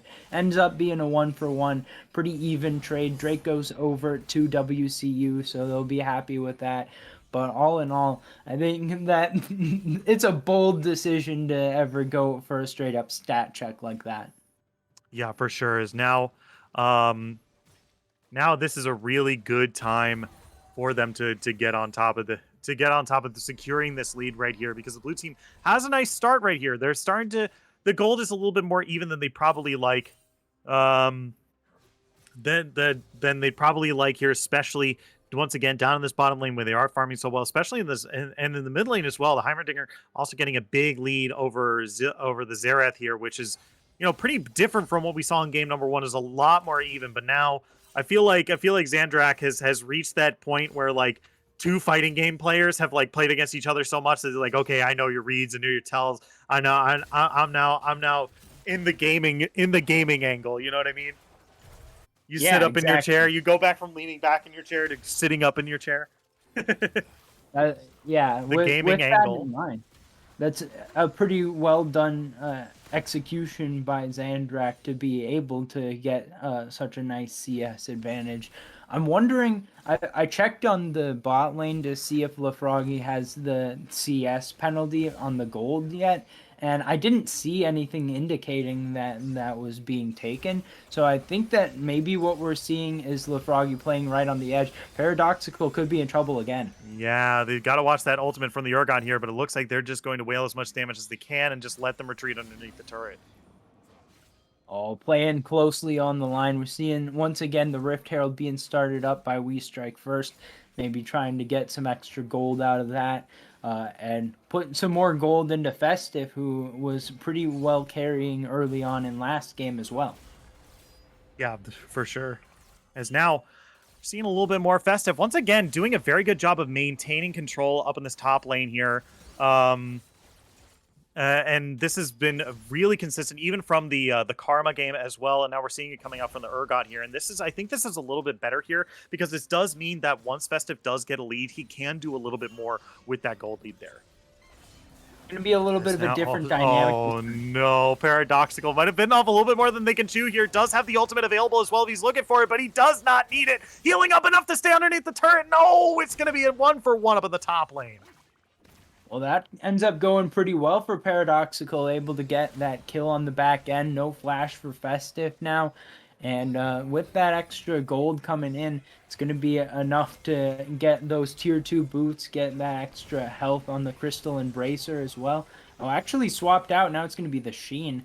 I think that it's going to be the Iceborne Gauntlet build coming through. Going to be doing a little bit of work on the front line there. We're already seeing the level 6s start to come through in all lanes as well. So I think that we're at the point in the game where more action can start to happen. Straw Hat can start looking for some dives potentially with the Volibear being able to turn off towers. We can start to see plays cross map with Paradoxical having the stand united. Nothing coming through just yet, but something to keep our eyes out for as even the bot lanes now have crested that level 6 mark. Mm-hmm. And now we're going to be seeing a whole lot more action from this Thresh and Seraphine as we get closer to this mid game here. I think that's about where we're at now that everyone does have at least 1 point in the in their ultimates, right? We are starting to get to that stage, and I think this dragon fight in about 20 seconds will start to show which one of these teams is stronger at this point right here. So we'll have to keep our we'll have to show what we saw here as we look at for a little bit more. Up in this top lane, Festive still being very, very powerful up here. Noxali, hook over the wall. Actually, he lands. I think that was blind. And now he's going to be able to look for a little bit more Rip Rocks. Waiting for a Lantern over the wall. There it is. Going to be able to fight. There's the Encore coming across. Going to be able to get a good, huge charm there. Going to make him run away, but he's got the Zillion ultimate. But look at the damage on a Pan. Taking incredibly low. Rip Rocks got one. Can they get two? The hook pulls him closer to get two. But here comes Dingle Dangle. He's going to get one. Rip Rocks looking a little low. Spaxy comes in from the mid lane here. Zandrak can finish off Thresh. It's 2 for 1 down in the bot lane. How did Rip Rocks get out of that? Ends up just going straight onto the back line, able to run straight through as well. Has that Prowler's Claw, it's the lethality build with the Hail of Blades, trying to do as much damage right up front in the beginning of the fight as possible. Gonna let the DPS be left to Festive here. I think that's a smart decision. And with that, able to get the first 2 kills in that fight straight down onto the side of We Strike First. Ends up being a 2 for 1, and now they're starting up the Drake as well, but it looks like it's going to be contested here. Straw Hat showing up. Rip Rock's pretty low. We'll see if he can at least take the Drake. Ooh, he gets the steal. The 4th shot comes through. He's not going to have anywhere to go. Straw Hat picks up the kill, steals the Drake away. The clouds quicken, and now here we go. We've got the Wind Drake map this time round, and what a big win for the blue team down to the bottom half of the map there. Now they've got the opportunity to start stacking up, try to pick up the soul this time, what they weren't able to do last game, and they've found themselves dead even on the gold as well. Much better early game setup here, and a much more active early game. Still not a ton of kills, but definitely a lot more than we saw last game. Oh, yeah. Wow, look at this. The Kriex Love is in a whole lot of trouble here. Froggy's taking a whole lot of damage, and not even the Stand United can save you this time as Noxali picks up that kill. But here comes Volibear, mad that the Zillion was taken down, and Pen trying to find LaFroggy here. Nowhere to go. The Encore comes across, but it looks like the Death is going to be able to cancel that CC there as now Paradoxical up on the top lane here, still looking to fight Festive, but it's a 1 for 1 down to the bottom lane. Froggy taken down for Kree Love there. Going to be a pretty even trade now. The Rift Herald has to be dropped, but it's a little bit too late to get turret plates. Still looking to try to take out the rest of this tower potentially. Ooh, yeah, Paradoxical is real low. Is it? Where is it? There it is. There's the meat grinder. There it is. That's my meat grinder noise. It's Noxali down to the bottom lane here. That turret is, oh, it actually wasn't disabled. So Straw Hat is actually going to go down here 1 for 1 down to the bottom lane there. And that's actually going to be, you know, kids, it was true when Thresh came out in 2013, and it's still true now. Please don't turret dive the Thresh. Don't do it. Just don't. It's also true that these are the sound effects that you can only get here at Style Esports from the wonderful Shinkari. See a lot more of that to come, hopefully, throughout this season. And well played there under the tower by Noxali to trade it back 1 for 1. We see that the support items actually upgrading for both sides. So this time it's not going to be the same as last game where Zandrak bought it early and had to sell it. Ooh, wait a minute, Rip Rocks with that Prowler's Overkill. Claws, still looking for Kriek's love here. Gonna be able to finally get some distance between him here, but so much damage what came out there. And I think you mentioned this. You might have mentioned this a little earlier, but I do remember you mentioning it before we went live that this is a lethality Udyr here. Talk to me about this build. What made this build come to light, and do you think it's really good here? I think that it makes a lot of sense. There's a lot of magic damage around the rest of the team. You're going to have probably a Leandry's completion from Lafroggy to help with some wave clear. Got the Ludens on Spaxi. And you've got the pretty decent DPS as well for Festive. Now we're going to get a fight around the Rift Herald. Ooh, they're able to get the steal here. Riprox is taken pretty low. That Shendong coming out huge here, but Festive is not letting up. He's still doing a bunch of damage. Flashes to the other side, trying to get away. Straw Hat taken incredibly low here. Festive might be able to get a 1-for-1 here if he's careful, but he's gonna get shut down. The bear is here, and Thresh took too long, and now he's joining the fight. 4v1, he goes down. It's a 2-for-1 up, or 2 for none up in the top half there, and now here comes the curtain call. 1, 2, 3.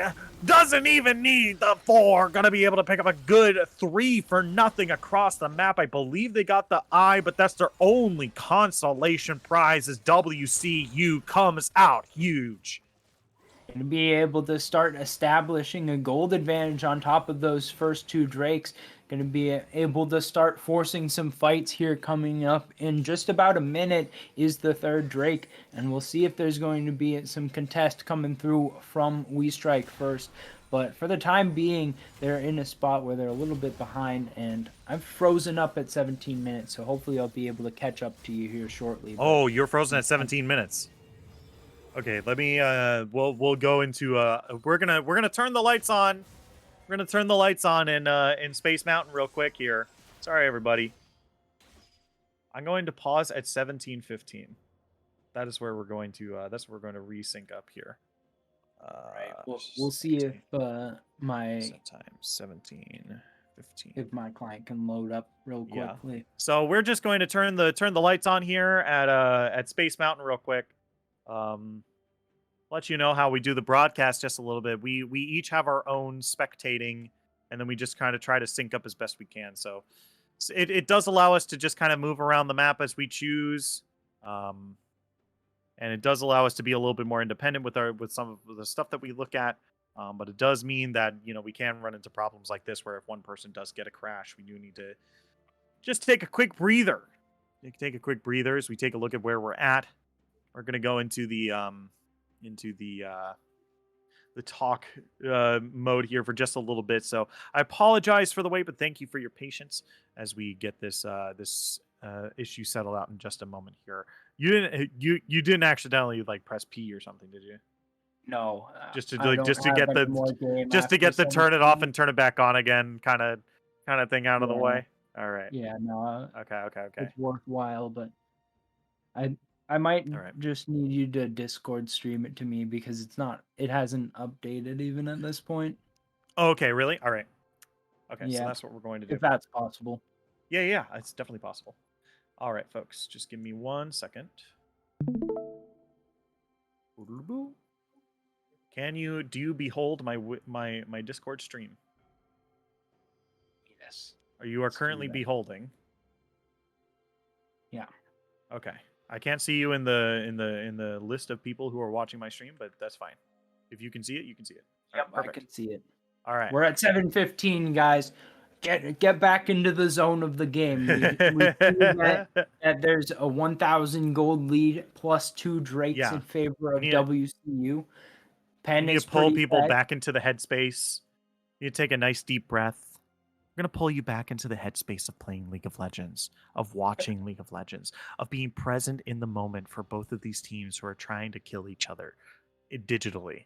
For and only heard maybe us 30 flaming seconds. last game and was able to buy a Lord Doms this time around. And be able to get through the tanks. And be able to, all right. do what needs to be done. All right, we're back. All right. Here we go. And blam out. Here we are. We are right back into the action. Let's bring up the in-game scene for the stream. And when, the lights are back off in Space Mountain. And here we are. We're back in the game. We're ready to get this underway. Thank you all so much for your patience as we figured that out. As here we are back in the game. 17:32 into the game right now. And we're seeing the Urgot continue to bully up at this top lane. It's, oh, no. Kriex Love is going to force to use that ultimate on themselves, but now they've been off a little bit more than they can do because it's 2v3. Here comes the Zerath ultimate from downtown. Might be able to get some damage for themselves here. Nuxali gets a good hook, flashes away, trying to get them away from Riprox here, but that's going to be the Straw Hat finishing off the kill here. They got the shield from the Thunderstorm. Nuxali can't go away any longer here, and they're underneath the turret, but it's been home record. Spaxi is going to be able to find the kill onto the Time Wizard, but they're trying to kite away the big bear. He's got nowhere to go. The turrets can't even save you. Straw Hats on a killing spree. 5, 3, and 5. Able to come out on top in that play, 3 for 1, able to set themselves up as the third Drake enters the map. It's the Cloud Soul this time around. Gonna try to pick that one up, get that extra mobility on the team. And WCU, after having a little bit of a disastrous mid-game in game number 1, before making that comeback and keeping it close at the end. This time they've had a very strong mid-game. They've put themselves in soul point at 18.5 minutes. They're going to have an ability to fight from ahead as well. They can force the fight and they should be able to win it. We'll see if they can hold their advantage for the next 5 minutes, but for now they're in a spot where is probably exactly where they wanted to be. Yeah, Festive now some trouble here. Going to get rooted up by the Jhin here. Looking for the kill on the Paradoxical. That's going to be the Meat Grinder coming in. The fear is huge. The damage is even bigger, but you can't heal enough to take down both of them. It's going to be 1 for 1 up in the top lane there. So they're now popping that Rift Herald in the mid. Going to be able to get some decent damage onto the turret, but I don't think they're going to be able to kill it this time. Shelly gets the charge. Yeah, it should still be standing by the end of it. They're going to get some decent damage, but not enough to take it down. Pretty good play there in the top lane from Festive to make it 1 for 1. Was pretty close to even getting some more kills off. The Ravenous Hydra was doing a ton of work there. Not able to get any more than just the 1 for 1 at the end of the day, but pushing pretty deep there. So if you can push that deep and still be safe enough to know that if a fight comes, you're picking up at least 1 kill, that's a pretty strong point of power on the map for the team. We'll see if that can continue here on out. And finally, the support item has been sold by Lil Froggy.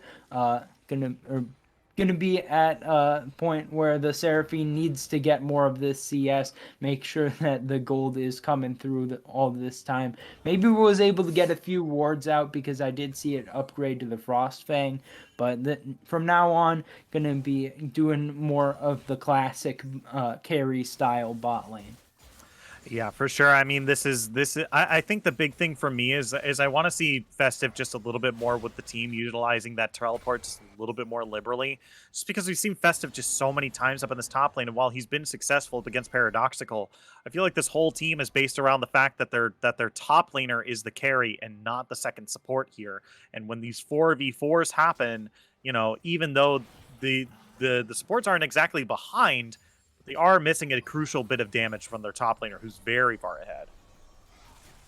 It's true. Going to be in a position where building that tank is more to make sure that you're able to go into the side lane, I think, and have that security to just try to put down the DPS, not get killed off pretty early on in any 1v2s, 1v3s, and try to get some extra pressure. I wonder if it'll be Hullbreaker in the end. I feel like Festive wants to eventually angle towards being part of a team fight situation, especially with this Thresh and Seraphine, but they could end up looking to go more towards the split push style. Festive doing well in the side lane so far. Yeah, for sure. As now, there's more of the side lane action to happen here, but take a look at this. We're seeing a very early Baron take right here for the blue team. Is pretty much uncontested. We saw this before, about the Dragon in the previous game. The first Drake was taken uncontested here. They might be able to have vision on it now, but it might be way too late. This is incredibly low here. Zillion Ultimate's coming across here. That's going to be the Stand United to keep Zillion alive for just a little bit longer. Even pops the ultimate on themselves as well. The Baron has been taken, and the blue team has paled away. No one has been taken down. That's going to be a pretty big win for them right here. A nice little sneak there by WCU, and maybe not so little after all, as it is a Baron going over. We'll see what they can get done with it. Think that they should have opportunity to take a couple towers at the very least. Maybe get this outer tier 1 on the top lane and push in towards the mid tier 2. They've got Soul coming up in 50 seconds as well, so maybe the bigger win is going to be getting that Cloud Soul as well. But I think that for the main part, they were able to utilize what was their strongest strength in game 1, having that extra vision control, and use that here in game 2 to force a Baron take without any vision coming through from We Strike First. So well done there. Good adaptation throughout this series. Yeah, for sure. Is We Strike First now in an unfamiliar situation here where they are pretty far behind, and Festive, while he's normally ahead, is in a whole lot of trouble right now because he's got a bear barreling down on him as well. So he's going to have to make this the best he can from this 3v1. Xandrak has already taken pretty low here, but they're not going to be able to heal up anymore as Riprox and Spaxi looking for Paradoxical on the top half here. Going to be able to find it. Noxali sweeps in at the back half of that there. But now look at this. This timing is not ideal because now that Cloud Soul is now on target for perfect timing as well. They're going to be able to get this uncontested. This is a pretty big soul for them. You know, I think being able to press the R button and then get a bunch of movement speed is still really good for a lot of these characters here. So, you know, out of combat movement speed, also very solid as well. But it looks like the trade back and forth here is a whole lot of objective bounties. I believe they've claimed 3. Multiple towers there, so that's going to be pretty decent for We Strike First. Keeping the gold close, but in terms of stats, they've fallen further behind because of that Cloud Soul coming through. Gonna have to play around that throughout the rest of this game. I think that particularly it's a good soul to have for Straw Hat's Volibear, which has been pretty strong throughout the early to mid stages of this game. Getting that extra movement speed going to be particularly good there. It's not going to be a problem on the whole team. I mean, Jin can't move while he's in his ultimate, so it's not like a complete best case scenario. But now Festive going to be in the 1v2, not for long. Oh, yeah, 2v2 here as Riprock shows up as well. That's going to be the charm pulling them closer here, taken incredibly low here as Straw Hat goes down real low. The Stand United is going to try to keep him alive. Oh, does allow them to stay alive for just a little bit longer, but the red team is going to be the ones claiming some more kills for themselves here as now, yeah, this is looking really tough as Chris Love here going to be forced out of the mid lane here. Spaxi going to force him away. 2 for 1 down in that bot lane. Be a nice little gold into the WSF's pocket here. Really smart play, though, by Paradoxical to put the Stand United down right before he dies. Because, I mean, you're going to die in that situation no matter what as Shen. There's no way that you're going to come out alive. But getting that big shield down onto Straw Hat allowed 1 counter kill. So able to make the best out of a bad situation. All in all, though, a good play by We Strike First to force there on the bot side. Pick up a couple more kills. Continue to scale up in this game and try to get on more towards the late game. Yeah, it's going to be really tough, though. We got about 4 minutes until this Elder Drake spawns, which is going to be another big objective for both teams here. And this is going to be really tough as Festive, once again, sticking to these side lanes, doing what Urgot does best, shoving them in as much as he can here. I've been falling a little bit behind, but I gotta say, like, they definitely nerfed the Ravenous Hydra Immortal Shield Bullet build, yeah? So wait a minute. Wait, hold on. Not enough. Yeah, okay, well, they popped the ultimate. Did not land, but not necessary, as the red team is now able to shove this in. But Spaxi is now in a whole lot of trouble here. Here comes Straw Hat in for the side force to Flash, but Flash to answer. Thunderstorm going to answer in the backside here. Here comes the the curtain call from downtown. They're going to be able to find that for themselves. So the red team continuing to push down to this bottom half of the map. They're going to have to answer this. They are trading turrets on both lanes here, but it's going to be a trade in favor of the red team here because they are just crushing these turrets a lot quicker than the blue team can here. You have to be careful because now they're knocking on the doors of their base. Yeah, we strike first to the play there, able to do the same thing on the opposite sides of the map. But getting that done first means it's 2 towers for one in addition to the 1 kill for one. So advantageous trade for we strike first. They're back in the gold lead, and Elder Drake coming up here in 2.5 minutes. It's a pretty early Elder Drake, but that could be pretty influential on the outcome of the game. I think that whoever takes that one is going to be massively in the lead going into the late stages. Yeah, now we see Rip Rocks one more time, finding out Kriek's love here, but they're going to be in some trouble as that's going to be Stand United coming across. Paradoxical has now joined the fight. I think we did see the Encore come out from LaFroggy there, but it did not land onto anyone, so they're going to have to back away here. It's now 28 minutes into this game. It's looking really, really close. We got Baron spawning up in just a couple seconds. There it is, spawned right now. This is going to be the next big objective on the map. Going to be a little bit tougher to take it this time. No blind Baron takes. Last time it didn't actually net any towers, so it was just the inherent Baron stats from taking the Baron itself.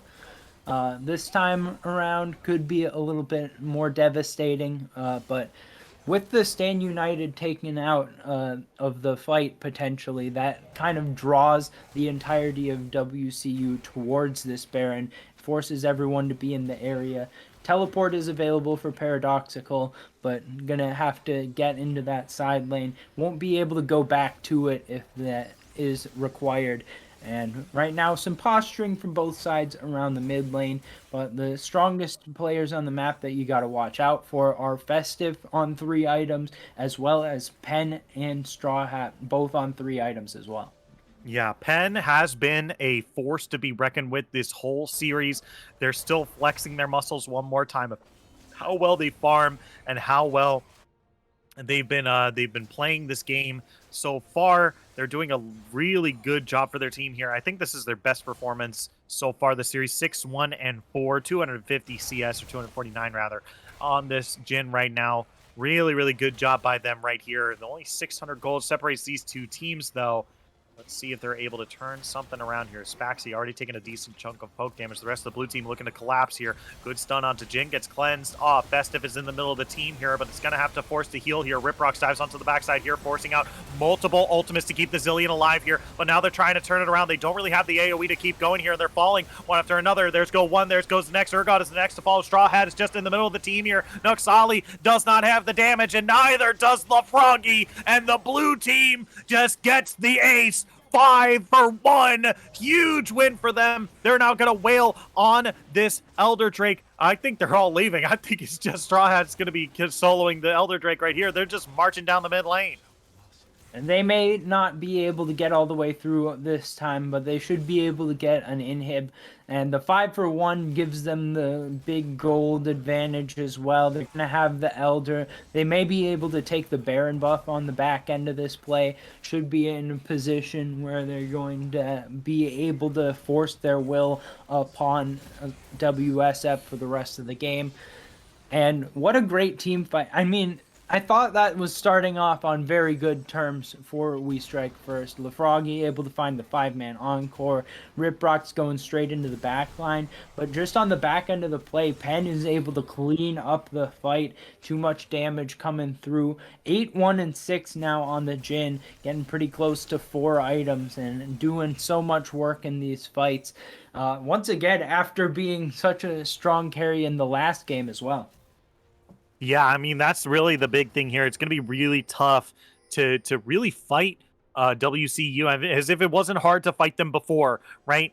Now it's even harder. They have, I believe it's just 15% less HP bar that they can even work with here, WSF. And now they're forcing the Baron, and this is exactly what they can do. You can say, hey, we're either going to take this Baron and kill your base, or you can fight us and you can die and we'll take your base. So now it's a lose-lose scenario for the red team here. It's really not a good position to be. Riprock's a little far forward, but look at the damage from Penn. He's not letting up. He's going back in. That's going to be the stun from Penn, but the execute is good. That's going to be Straw Hat diving onto the backside here. LaFroggy going down for the double kill. Nuxali starting to run for their life. There's the snare they need. They're going to be able to secure the Baron Nashor thanks to Heimerdinger and Zillion. And look, they're just running down the rest of the team. Festive nowhere to go, trying to get behind the turrets as fast as they can. But here comes the turret call, the curtain call. 1, 2, 3, 4. They don't even eat the fourth shot. The dragon stole the show, and now they're gonna knock on the base. They're gonna knock on the Nexus turrets, trying to survive for as long as they can. Spaxy lives, but because what kind of life was they living, sitting in the Summoner's Rift fountain? They're not going to live to tell the tale as they go down. And finally, alongside the Nexus, game number 2 goes to WCU Rams. We Strike First is exiting stage right, and Penn, take a bow. This was the Jin show here in game number 2, able to go 12-2-7.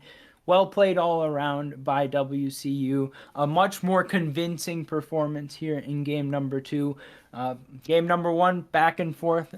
Game number 2 even was a pretty close game, all things considered. But we did get a convincing victory. The closeout was clean there. And at the end of the day, that means we're going to game number 3 to decide this contest.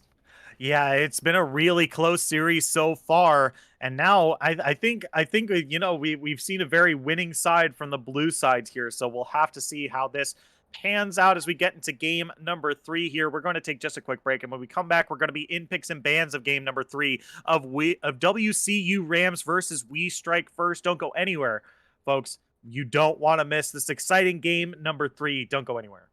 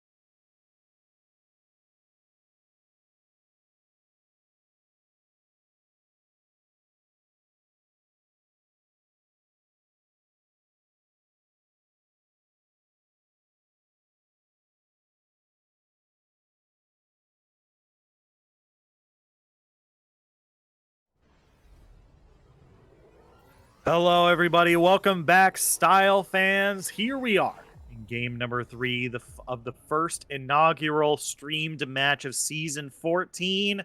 My name is Shinkari. I'm joined by Tiger58. Here we are in the exciting conclusion of We Strike First versus WCU Rams. Both these teams have been duking it out in rather even games back and forth, but WCU got the snowball rolling. They were able to get a very, very early Dragon Soul and were able to run over the enemy team with just their wallets. Even though the enemy team claimed so many of their objective bounties and were able to even up the gold even, they were still not able to stop the onslaught of WCU Rams. So here we are, game number 3. We Strike First is on the blue side. WCU Rams is on the red. We're ready to get this underway. Tiger, are you ready? Yeah, and what we're seeing here with the bans, Mundo has to be taken away by red side. This has been determined throughout the early stages of the game. But Kindred was banned the first 2 times by WCU. That one's back on the table now. We'll see if that one gets picked up by We Strike First.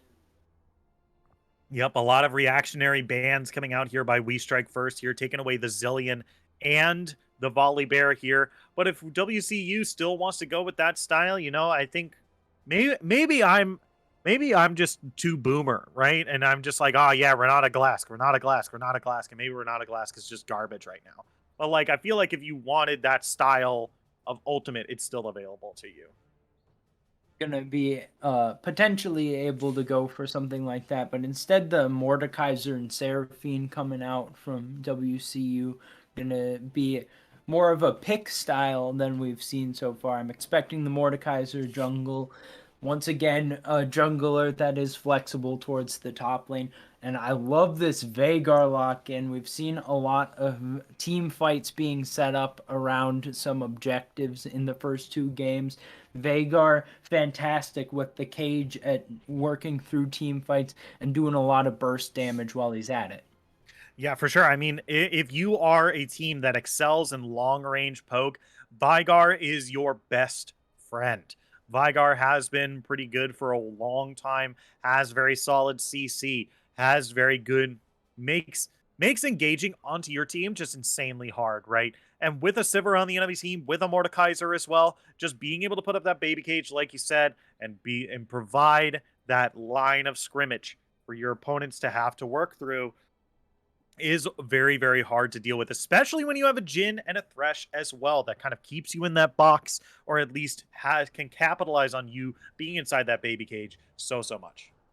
I'd like to see a mid lane lock in here from WCU. Hold that Mordekaiser as a flex because with the Sivir and Seraphine, the champion that comes to my mind as a potential pick here is Hecarim. Hecarim jungle could be so big.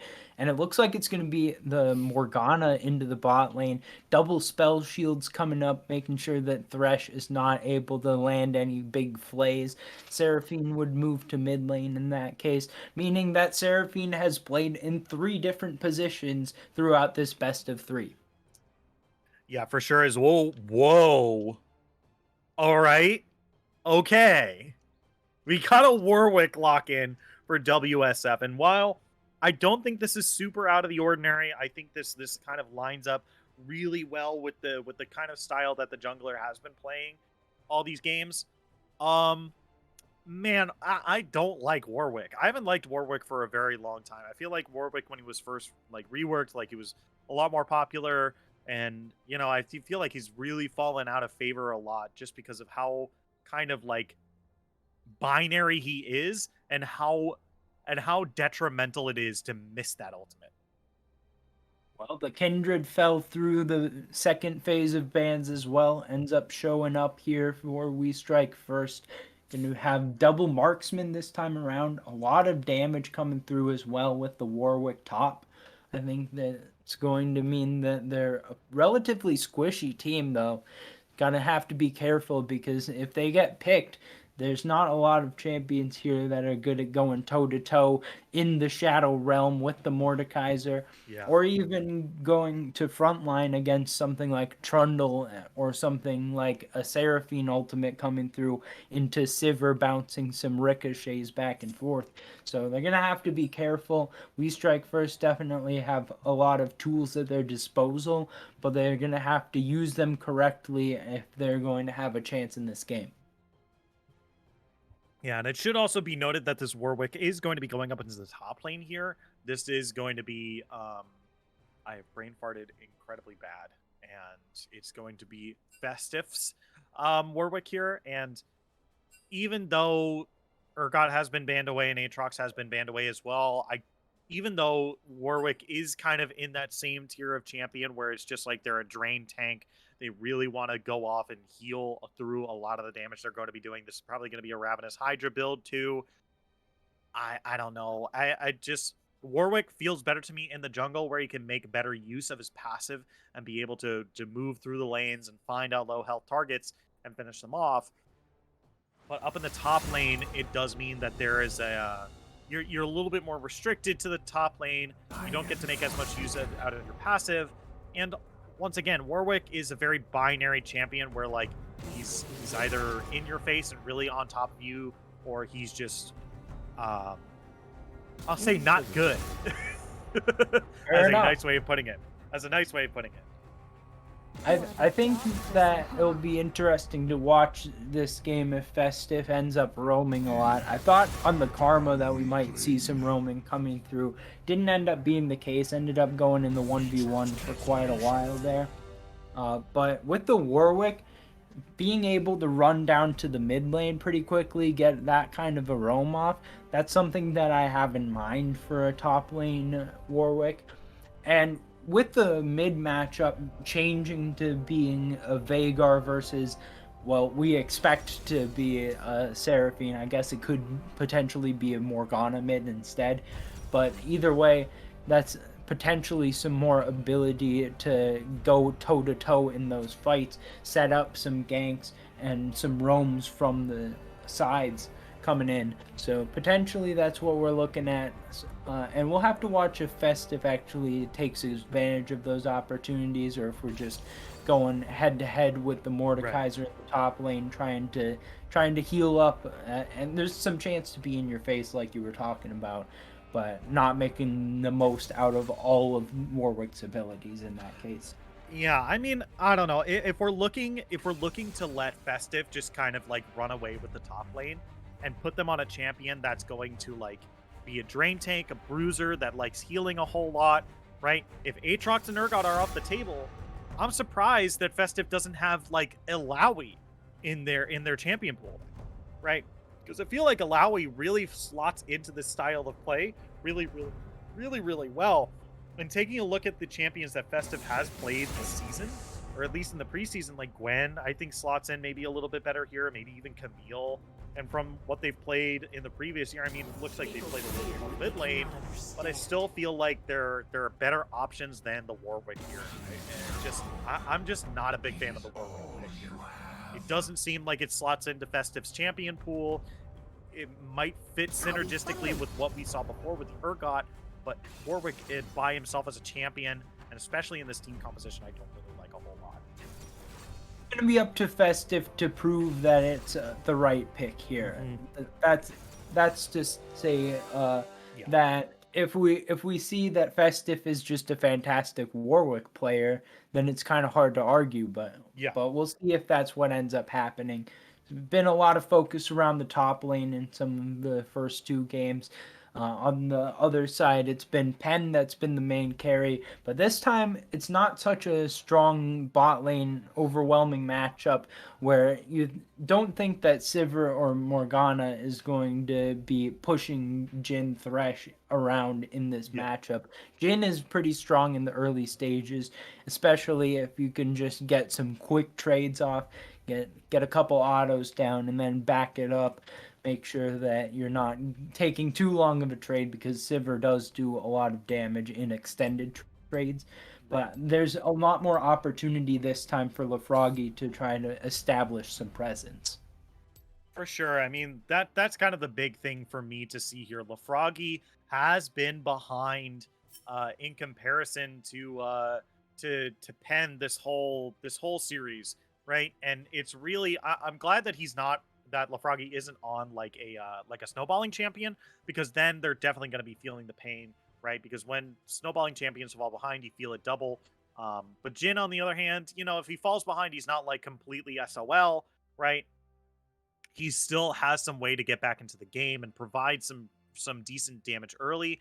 Has some good wave clear to his name in these early levels. But I really expect Penn to be shoving in these lanes over and over again, because Jin is going to have a hard time farming under turret, especially since he's going to lose some of those minions to reloading and the turret killing it. So once again, I'm expecting Penn to really run away with his bot lane. I don't even mean run away with it, but like gonna have an easier time running away with it, just because it's so safe between Sivir's Spell Shield and Morgana Black Shield that like Noxali is not really gonna have very easy times to get lane good hooks to give Lafroggies those burst windows you were talking about, and Sivir can very easily shove in this Jin over and over again.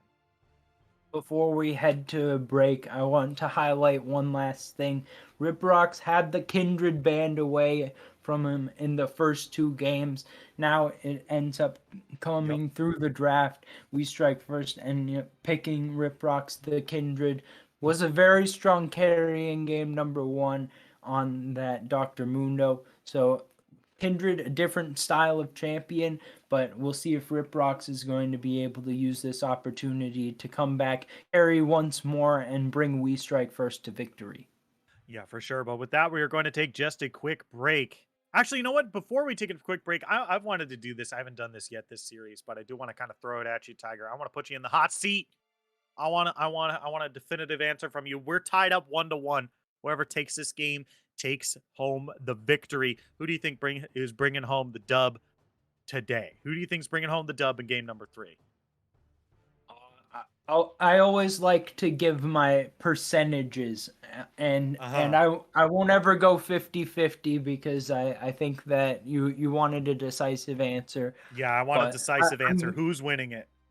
I'm favoring WCU about 65% to 35%. Okay. All right. We've got it. WCU is taking the W here this evening in our first inaugural game here in season 14 Style Esports. Don't go anywhere. We'll be right back after this to see if the prediction from my co-caster here was true. Don't go anywhere. We'll be right back after this.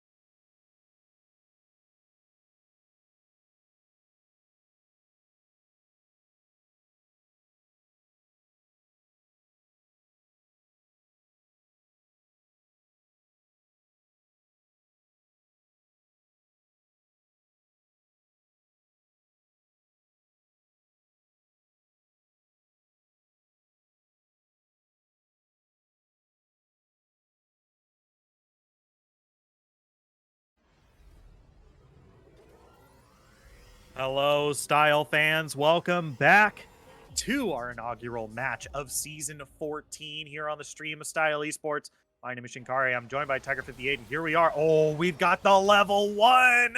The X-Love is taken incredibly low here. They can't quite find the last bit of damage there. The whole lot of flashes forward, though. They're now got their eyes set on the pen.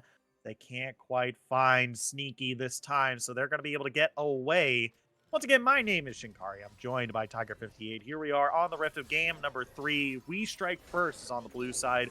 WCU is on the red, and this game is tied up. We're in game number 3, and whoever wins this game takes home the W for this evening. And this is pretty big. This is going to set the tone for the rest of your season here at Style Esports here. So a big match for both these teams here, as this is the first match, the first week of regular season for season 14.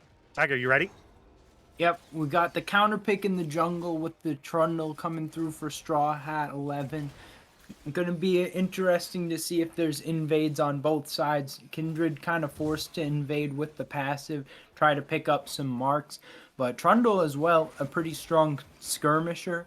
So we'll see if in the early levels there's opportunities on both sides to start getting some invades off. Going to be the first contest probably on the top side. Scuttle Crab, not a lot of ganks expected. Maybe some coming through on the side of WCU with Straw Hat and playing that Trundle. Can get a good pillar up, and there's a little bit of gank setup potentially coming through in just about every lane. But I'm expecting to see more concentration on clearing through those jungle camps. Yeah, we're probably going to see some full clears here for sure, right? Riprocks is not on a big, beefy bruiser anymore. They are on a marksman, and marksman's, oh, excuse me. Oh. Marksmen are a little bit more item dependent than their bruiser counterparts in the jungle, so we're probably going to see a lot more full clears from Riprocks. Riprocks also has to keep their eye on the jungle as well to see where their marks are, so we are going to be seeing a whole lot more, probably jungle time for Riprocks here than straight up ganks over and over. You can already see the prio in the top lane going in favor of We Strike First. They can get some extra roams coming out from the Warwick to help out with some Scuttle Crabs. Maybe you start to see the reason why the Warwick got picked up here, potentially helping out in the jungle, setting up some invades. Maybe that was the plan all along, to make sure that Riprocks can get opportunity to carry. Yeah, I mean there is a way to play Warwick in this top lane here where you're just like, "Oh, I know that where the jungler is and I can probably get a cheeky kill onto them," because these first early levels for junglers are pretty dangerous, right? This is why, like, you know, having a support come in and even just like throw a couple ability with him and Festive, finding Paradoxical right here, going to get that big shield, going to keep him alive for just a little bit longer. Festive not going to be able to find the kill this time, but Trundle is looming in the distance here and is pretty healthy as well, so Warwick does have to watch out. But here comes Festive here, trying to start the fight, does right in, gets the fear, gets the first blood too by just the skin of their teeth, and Festive looking for a little bit more, but Straw Hat is already gone thanks to that slow from the Trundle pillar there. So once again, Festive picking up first blood up in this top lane against Paradoxical. They weren't ready for the barrier. It comes down. No mark picked up there by Riprocks. I think that the Scuttle Crab had a mark. So on the jungle camp, there was a mark, but not on the kill assist. I think the mark was on Trundle. So going to be still first blood, still plus 400 gold going over to We Strike First. And Festive on the Warwick, starting to make it happen early on. Yeah, now here we go. We're looking for a little bit of damage on the Lafroggy here. Good black shield. It's going to keep them alive. The Flay is going to fling them closer to the turret here, but there's already so much damage on the Lafroggy here, so they have to be careful here. Riprocks is coming in from the side. Might be able to make it through the Tri-Brush and not be spotted just quite yet, but they are going to be spotted in the River Brush. But is it too little too late? Here comes Riprocks in from the side, looking for Pen. That's going to be the snare onto the Sivir here. They don't have anything left, and Riprocks is going to be the one picking up the kill in the bot lane.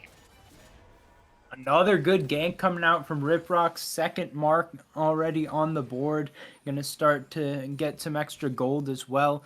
The mark spawns in a little bit of an awkward spot. Going to be difficult to get in towards that Gromp with the low health bars in the bottom lane. So that one probably going to take a little while longer to pick up. First Drake on the board is the Cloud Drake. Both times, game number 2 and game number 3, we see the first Drake is the same as the soul from last game. So an interesting little note for you there, Shinkari. Yeah, I think we do get to see every single time Festive is trying to like hold Q to get to the other side of Paradoxical, because I keep seeing this little blue circle just constantly flash back and forth around Paradoxical over and over again. You might see it when the next time you see Warwick, but it is really funny just to like think about of how wildly Festive is like, Q right now, Q, go go go. Really into the mind of a Warwick player as we get a gank mid. Yeah, Xandrak taken incredibly low here, forced to flash as well. And be able to grab that for themselves. A Straw Hat once again claiming the first Drake. You know, we've seen We Strike First being able to get first blood every single time, but first Drake has consistently gone over to WCU every time. So, you know, I wonder which side is really striking first, as we see Riprock's already trying to get this this mark here, I believe, and I think they have picked it up, so that's a pretty big power spike for them right there. Trading off the mark for the dragon. Probably a reasonable trade with that first Drake being Cloud. Don't want to allow that to happen too much more often, but getting towards the 4 marks, get that range extension is the big deal. Riprock's now on 3, needs 1 more to get there, but doing a pretty good job of stacking them up early on. I have heard that 3 stacks, that 3 marks is usually the point where Kindred becomes a champion. You have to start being scared of them, as that's going to be the Black Shield on the Pen here, but they're already taken so incredibly low. All this way to cleanse CC, but you can't cleanse the damage. Just LaFroggy with the 4th shot is going to come through for the damage here. Kriyax Love is still in some trouble here. No more Black Shield to keep them safe, and Noxali going to be the one securing the kill down in the bot lane. This is the best we've seen from We Strike First bot lane all series. They're trying to put a vertical line across the board in the kill column. 1 kill for 4 different members so far. Just need 1 on Spaxy as well, and then the line can be completed. But so far, so good all around. Doing a good job here from We Strike First, and we'll see if they can finish the job more cleanly this time. I mean, it's still very early on, and their gold lead is at a pretty decent level, but not insurmountable. So we're getting a pretty good trade top. Yeah, up in this top lane here, already doing a decent chunk of damage to Paradoxical. Thanks to that little circle of damage, they're going to be able to return something back onto the Warwick here. Important to note, Warwick does not have the Bloodline talent, so they don't have as much healing or as much lifesteal in this early bit of the game as you'd probably like.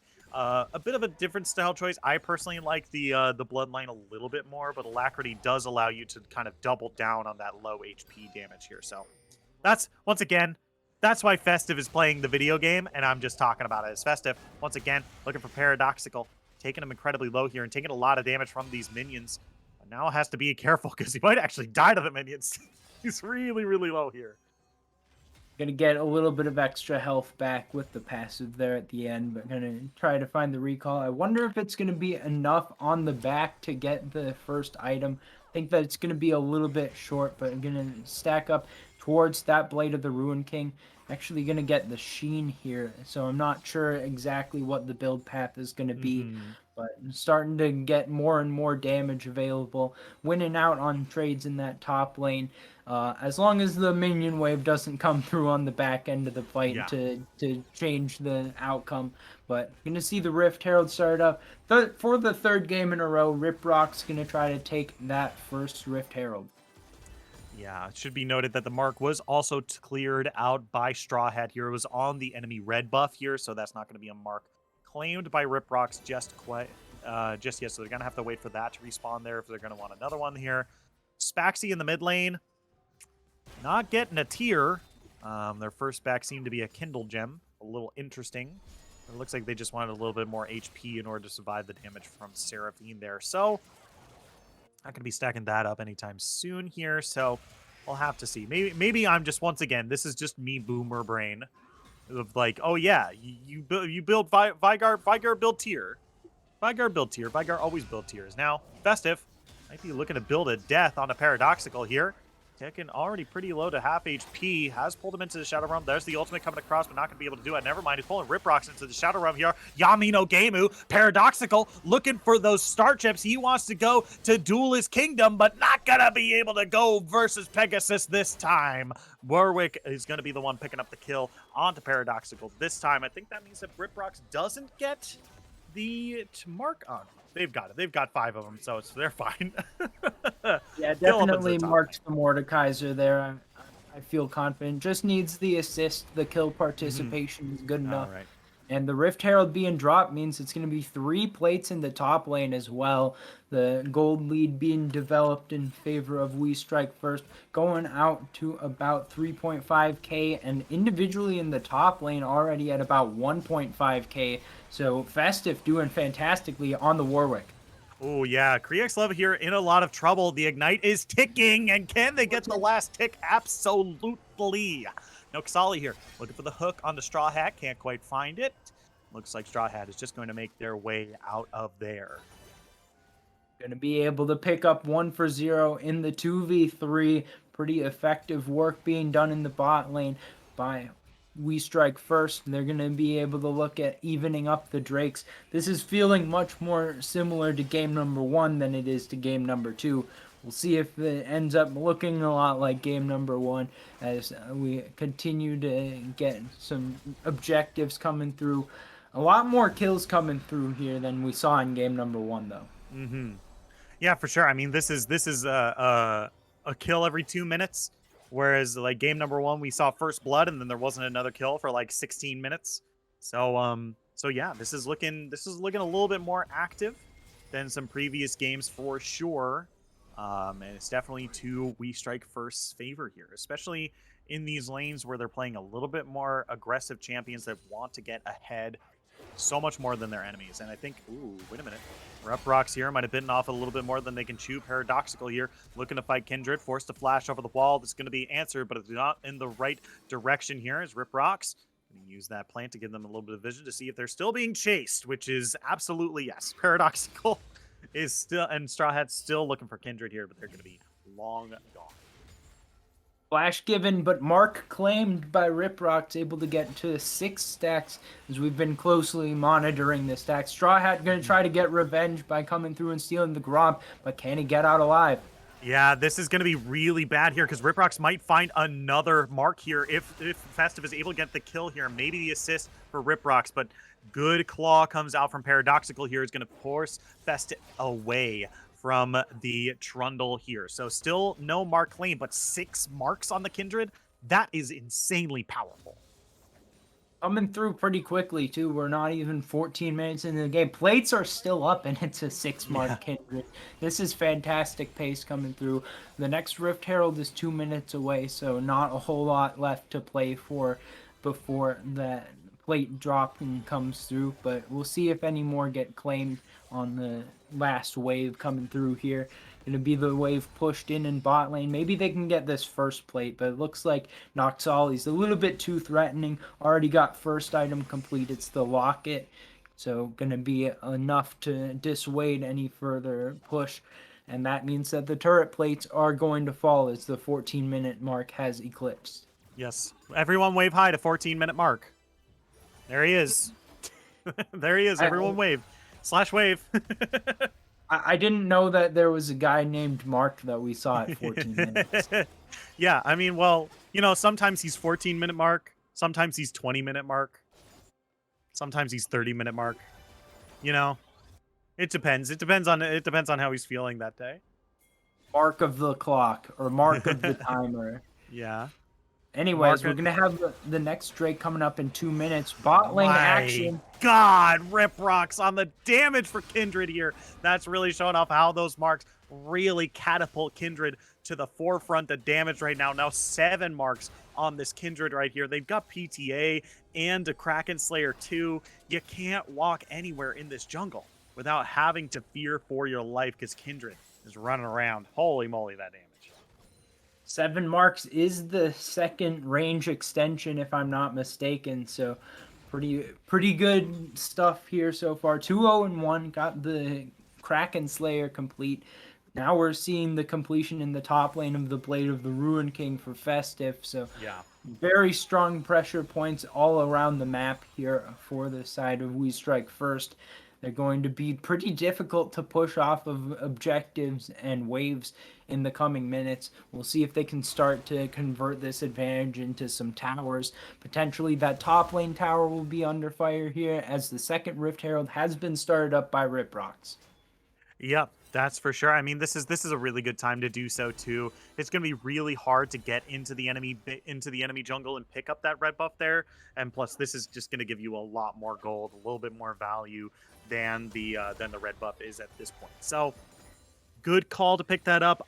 I don't. It looks like they're going to be walking it to the top lane, but I don't think it's that necessary here. I think you should throw it into the mid lane or at least into the bot lane to free up this Jhin and this Thresh here from doing this extended laning phase here. Rip rocks. Oh no, Straw Hat's in a whole lot of trouble. That's going to be the troll pillar, but they can't stop the Kindred. Look at how much damage it does. Holy Rip rocks on a killing spree, 3-0-1 on the Kindred. Riprox is untouchable. We can see now why the Kindred was banned in Game 1 and Game 2. So strong on this champion, just able to play in the enemy jungle non-stop. There's nowhere for Straw Hat to go that's going to be safe from Riprox.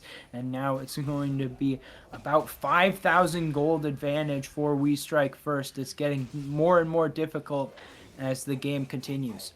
Yeah, look at how much Festive just healed off that one ultimate, flashing forward, popping the barrier too for safety. Gonna be able to finish off that kill on the Mordekaiser up in the top lane. Gets the extra damage with the Blade of the Ruin King, gets the extra healing as well. Gonna be paradoxical, having a little bit of a rough go of it here. Has been the point of some bullying in a couple of these matchups from We Strike First. He's been doing the best that he can on the weak side, but it's been a little bit of a rough go of it. And here in Game 3, there's no other lanes to help out on the back end of it. The only lane that's even is the mid lane. Well, I guess that if we look at individual gold, then the bot lane's probably pretty close as well because Penn's got a pretty decent CS advantage. But I think that this time around it's going to be much more difficult to get to that late game stage. I'm looking to see if We Strike First can give a little bit more convincing of a closeout, but right now they're playing pretty much flawlessly. Yeah, they're doing a pretty good. I agree with you. I think the only thing is I'm gonna have to see how this Warwick interacts with Sivir, right? Because we've been seeing how Warwick has been interacting with the Mordekaiser, and obviously the Warwick has been playing really well. But Sivir, once again, Black Shield, Spell Shield, even Cleanse as well. I don't think they're going to be able to be suppressed for very long. And once you've dove into that part of the team, and they're going to be able to answer you with 2v1s or even 3v1s, you know, we'll have to see his Rip Rocks. Looking for Paradoxical here. Here we go. Yami no game who pulled into the Shadow Realm here. Paradoxical might have been off a little bit more than they could chew, but look at the damage on the Rip Rocks here. Forced to flash away, but doesn't flash away. He's going to be able to get those locator cards and go to Battle City Tournament, as Sivir is going to be able to find the shutdown on a Warwick. 2-0 for WCU Rams up in the top lane. That's a really smart Mordekaiser ultimate because if Kindred responds with ultimate trying to survive there, that ultimate doesn't come out of the Shadow Realm. So Paradoxical is going to still be right on top of Riprox. Nowhere else to go. I think that they were right at the edge of the circle as well. So there was really nowhere to go for Riprox at all. And perfectly played, Paradoxical able to come back after what was a difficult start to the game and get a big shutdown there for the team. Yeah, for sure. I mean, this was a nice chunk of gold into their team, and it did kind of want to point this out that even though there's a big gold lead for the blue team right now, it's mostly on the jungle and the Warwick, right? It's mostly in Kindred and Warwick, right?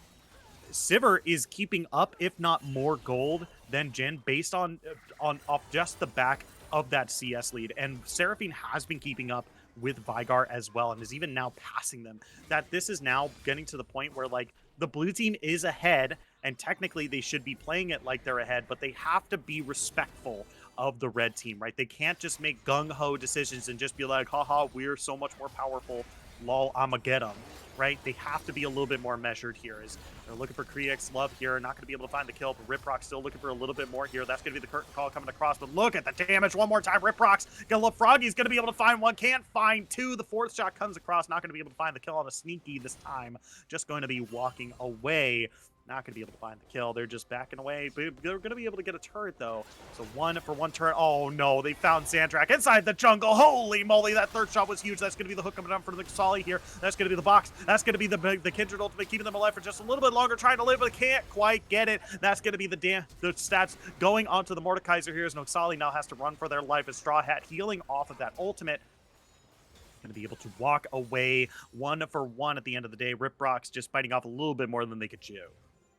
Twice in a row now we've seen the interaction where going to the Shadow Realm is disrupting the Lamb's Respite. Paradoxical able to get another kill. That's been the source of the comeback so far. Still down about 4k gold, but WCU keeping themselves alive in this game, trying to get some advantages where they can find them.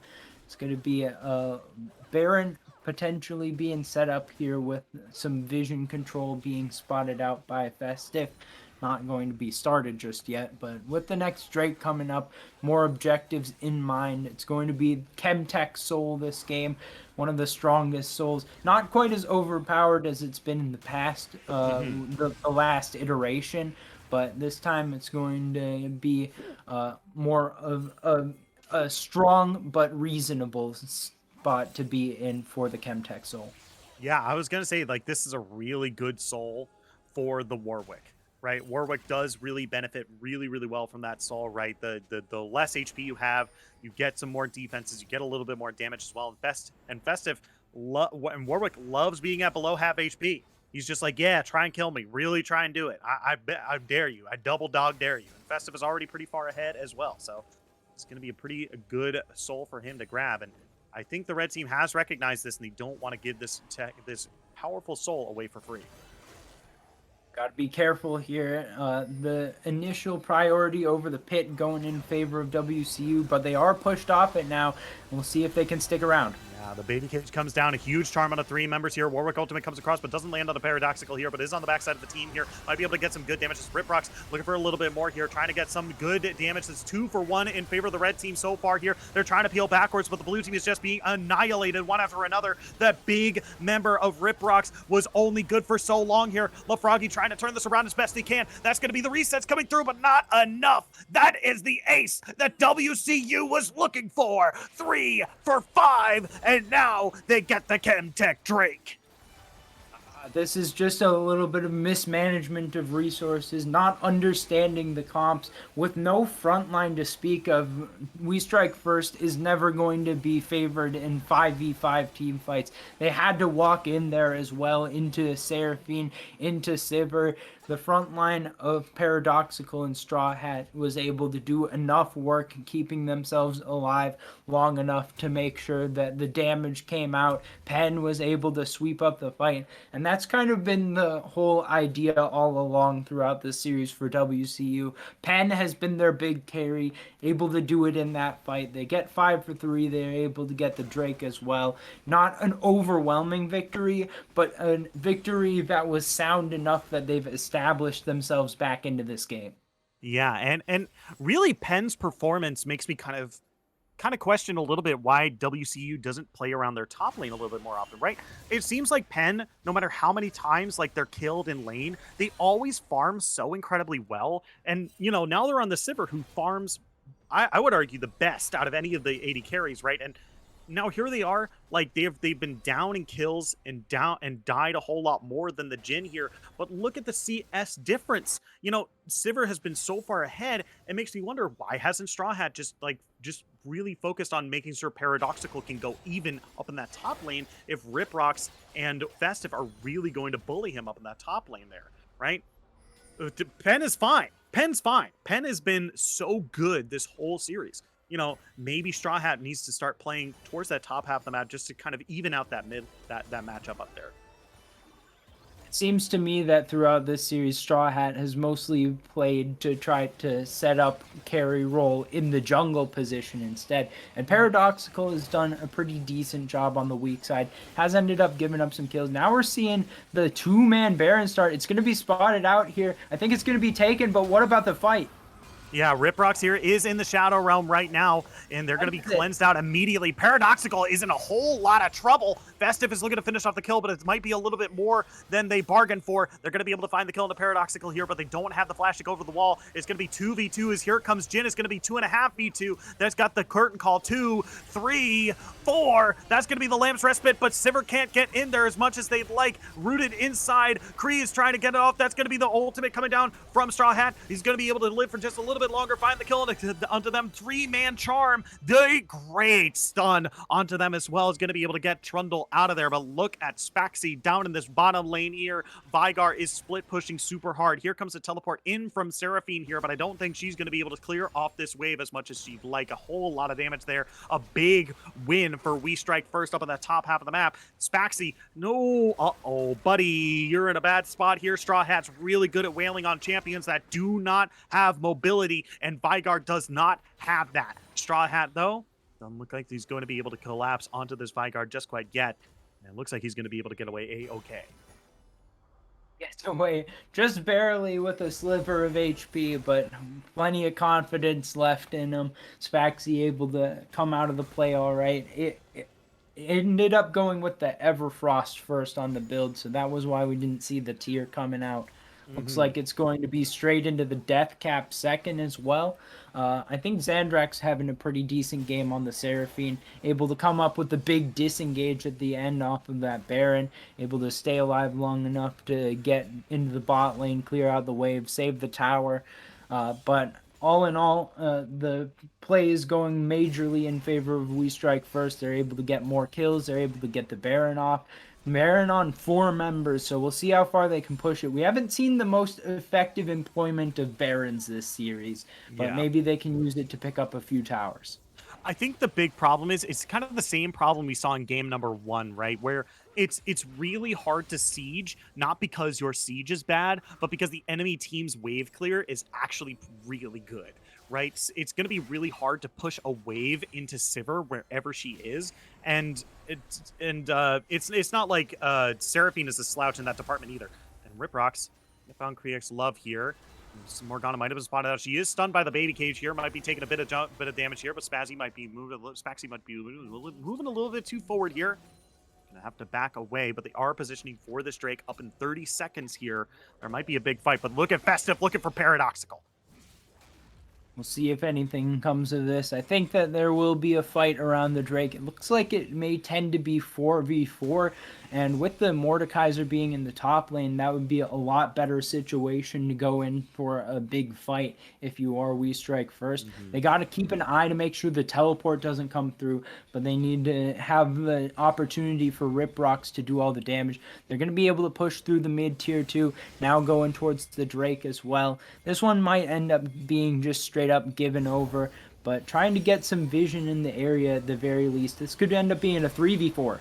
Yeah, Riprock's already on to Xandrak here, forced to back away now here. It's going to be the big charm coming across, but it's inside Lamb's Respite, so might be able to live for a little bit longer here. Straw Hat still really healthy, wailing on Spaxi, but is going to pay with their life. Paradoxical pulls them into the Shadow Realm here, but immediately gets cleansed off as now they're looking to fight the big Iron Juggernaut. Riprock's taking incredibly low. They're going to be the next to fall here. Big Baby Cage going to be able to find something. Jin is going to be able to find a kill for themselves, but they're going to have to peel backwards here, which does give space to the red team to start up this Drake if they're looking for it, but Sivir is going to be backing. Sneaky's leaving the fight. Paradoxical and Kree X Love are still in this fight here. Doesn't look like they're looking to start the Drake just yet, but Oxali, Froggy, and Festive are still here.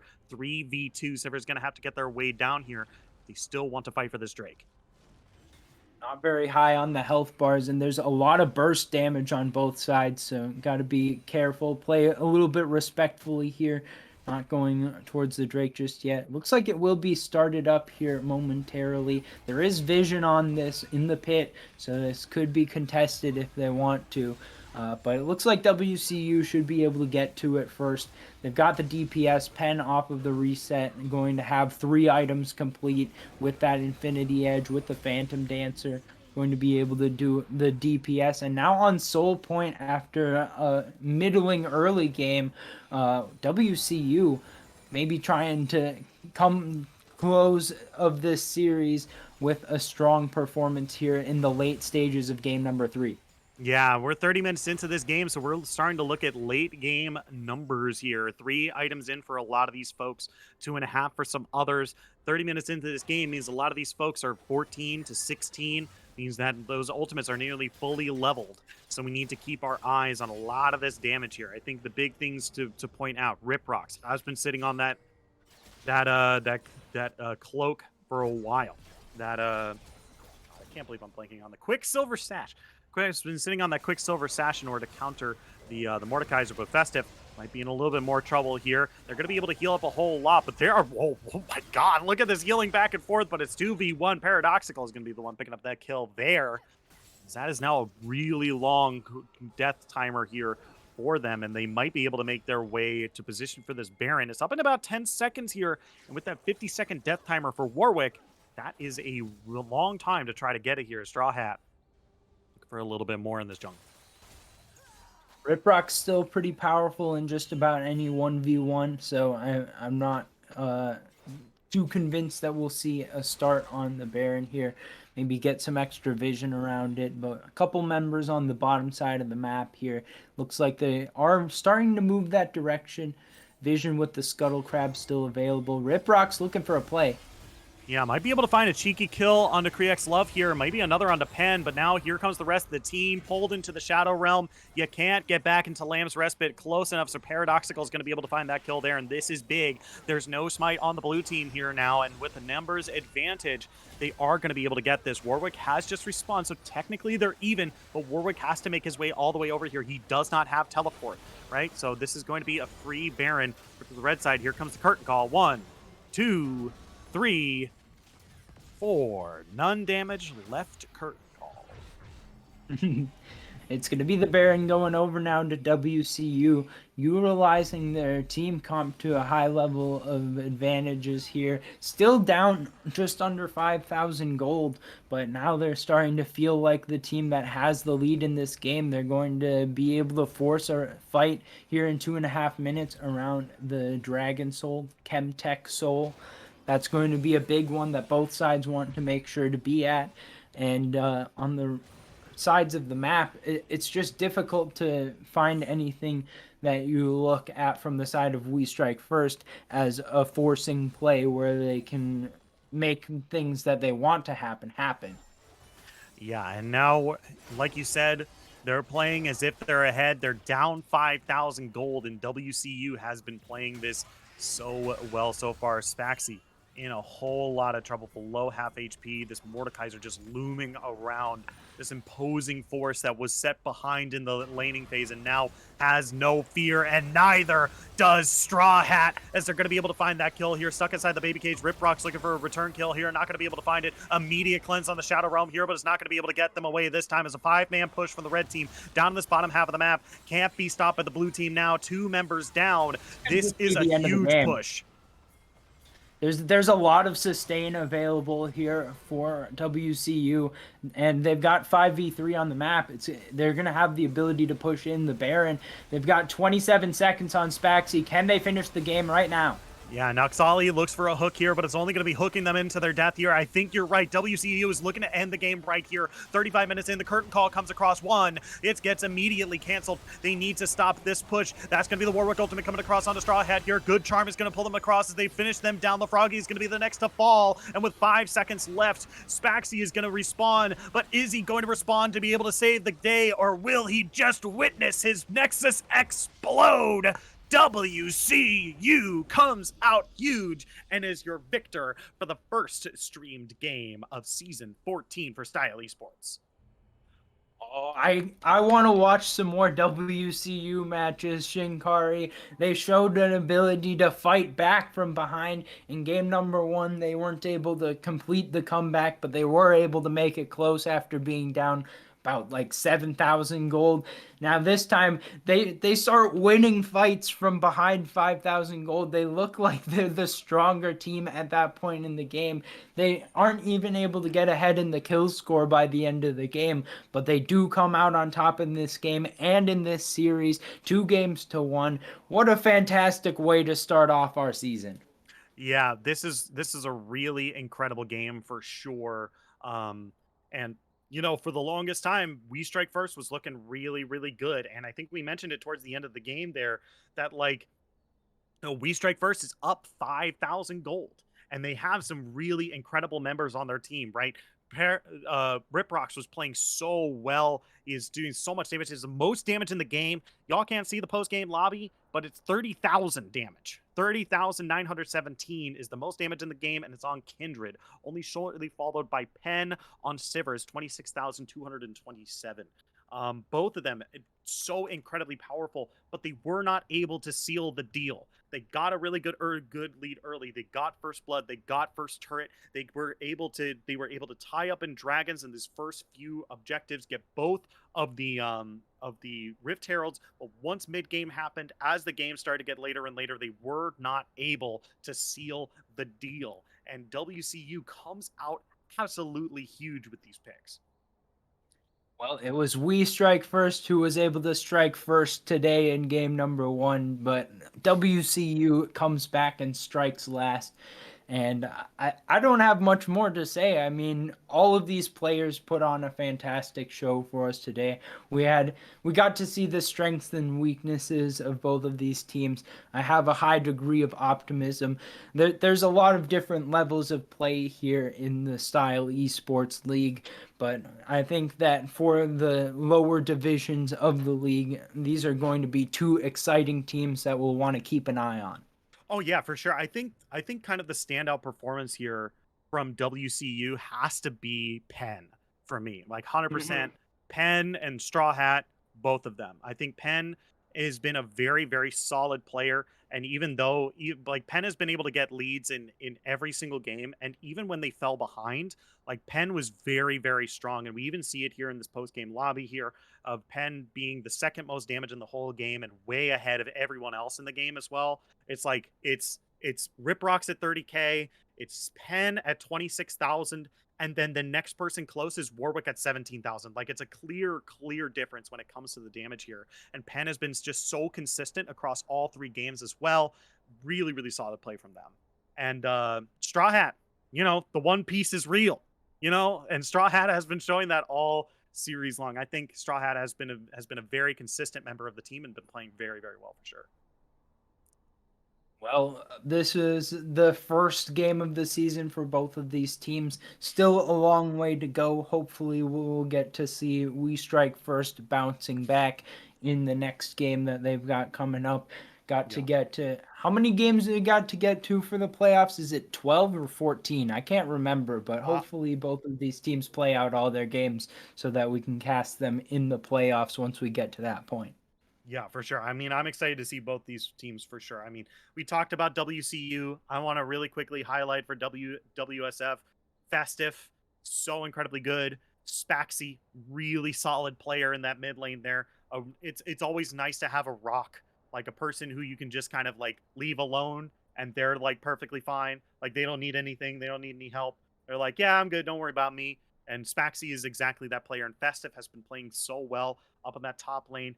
I would just like to see a little bit more carry, like a little bit deeper champion pool. Maybe see a little bit more Gwen, maybe some Alawi, some cheeky Alawi from Festive here. But really, really good plays from both the teams here for sure. This is a really, really even match. And I was not disappointed in any of these games here. Really, really well played by both.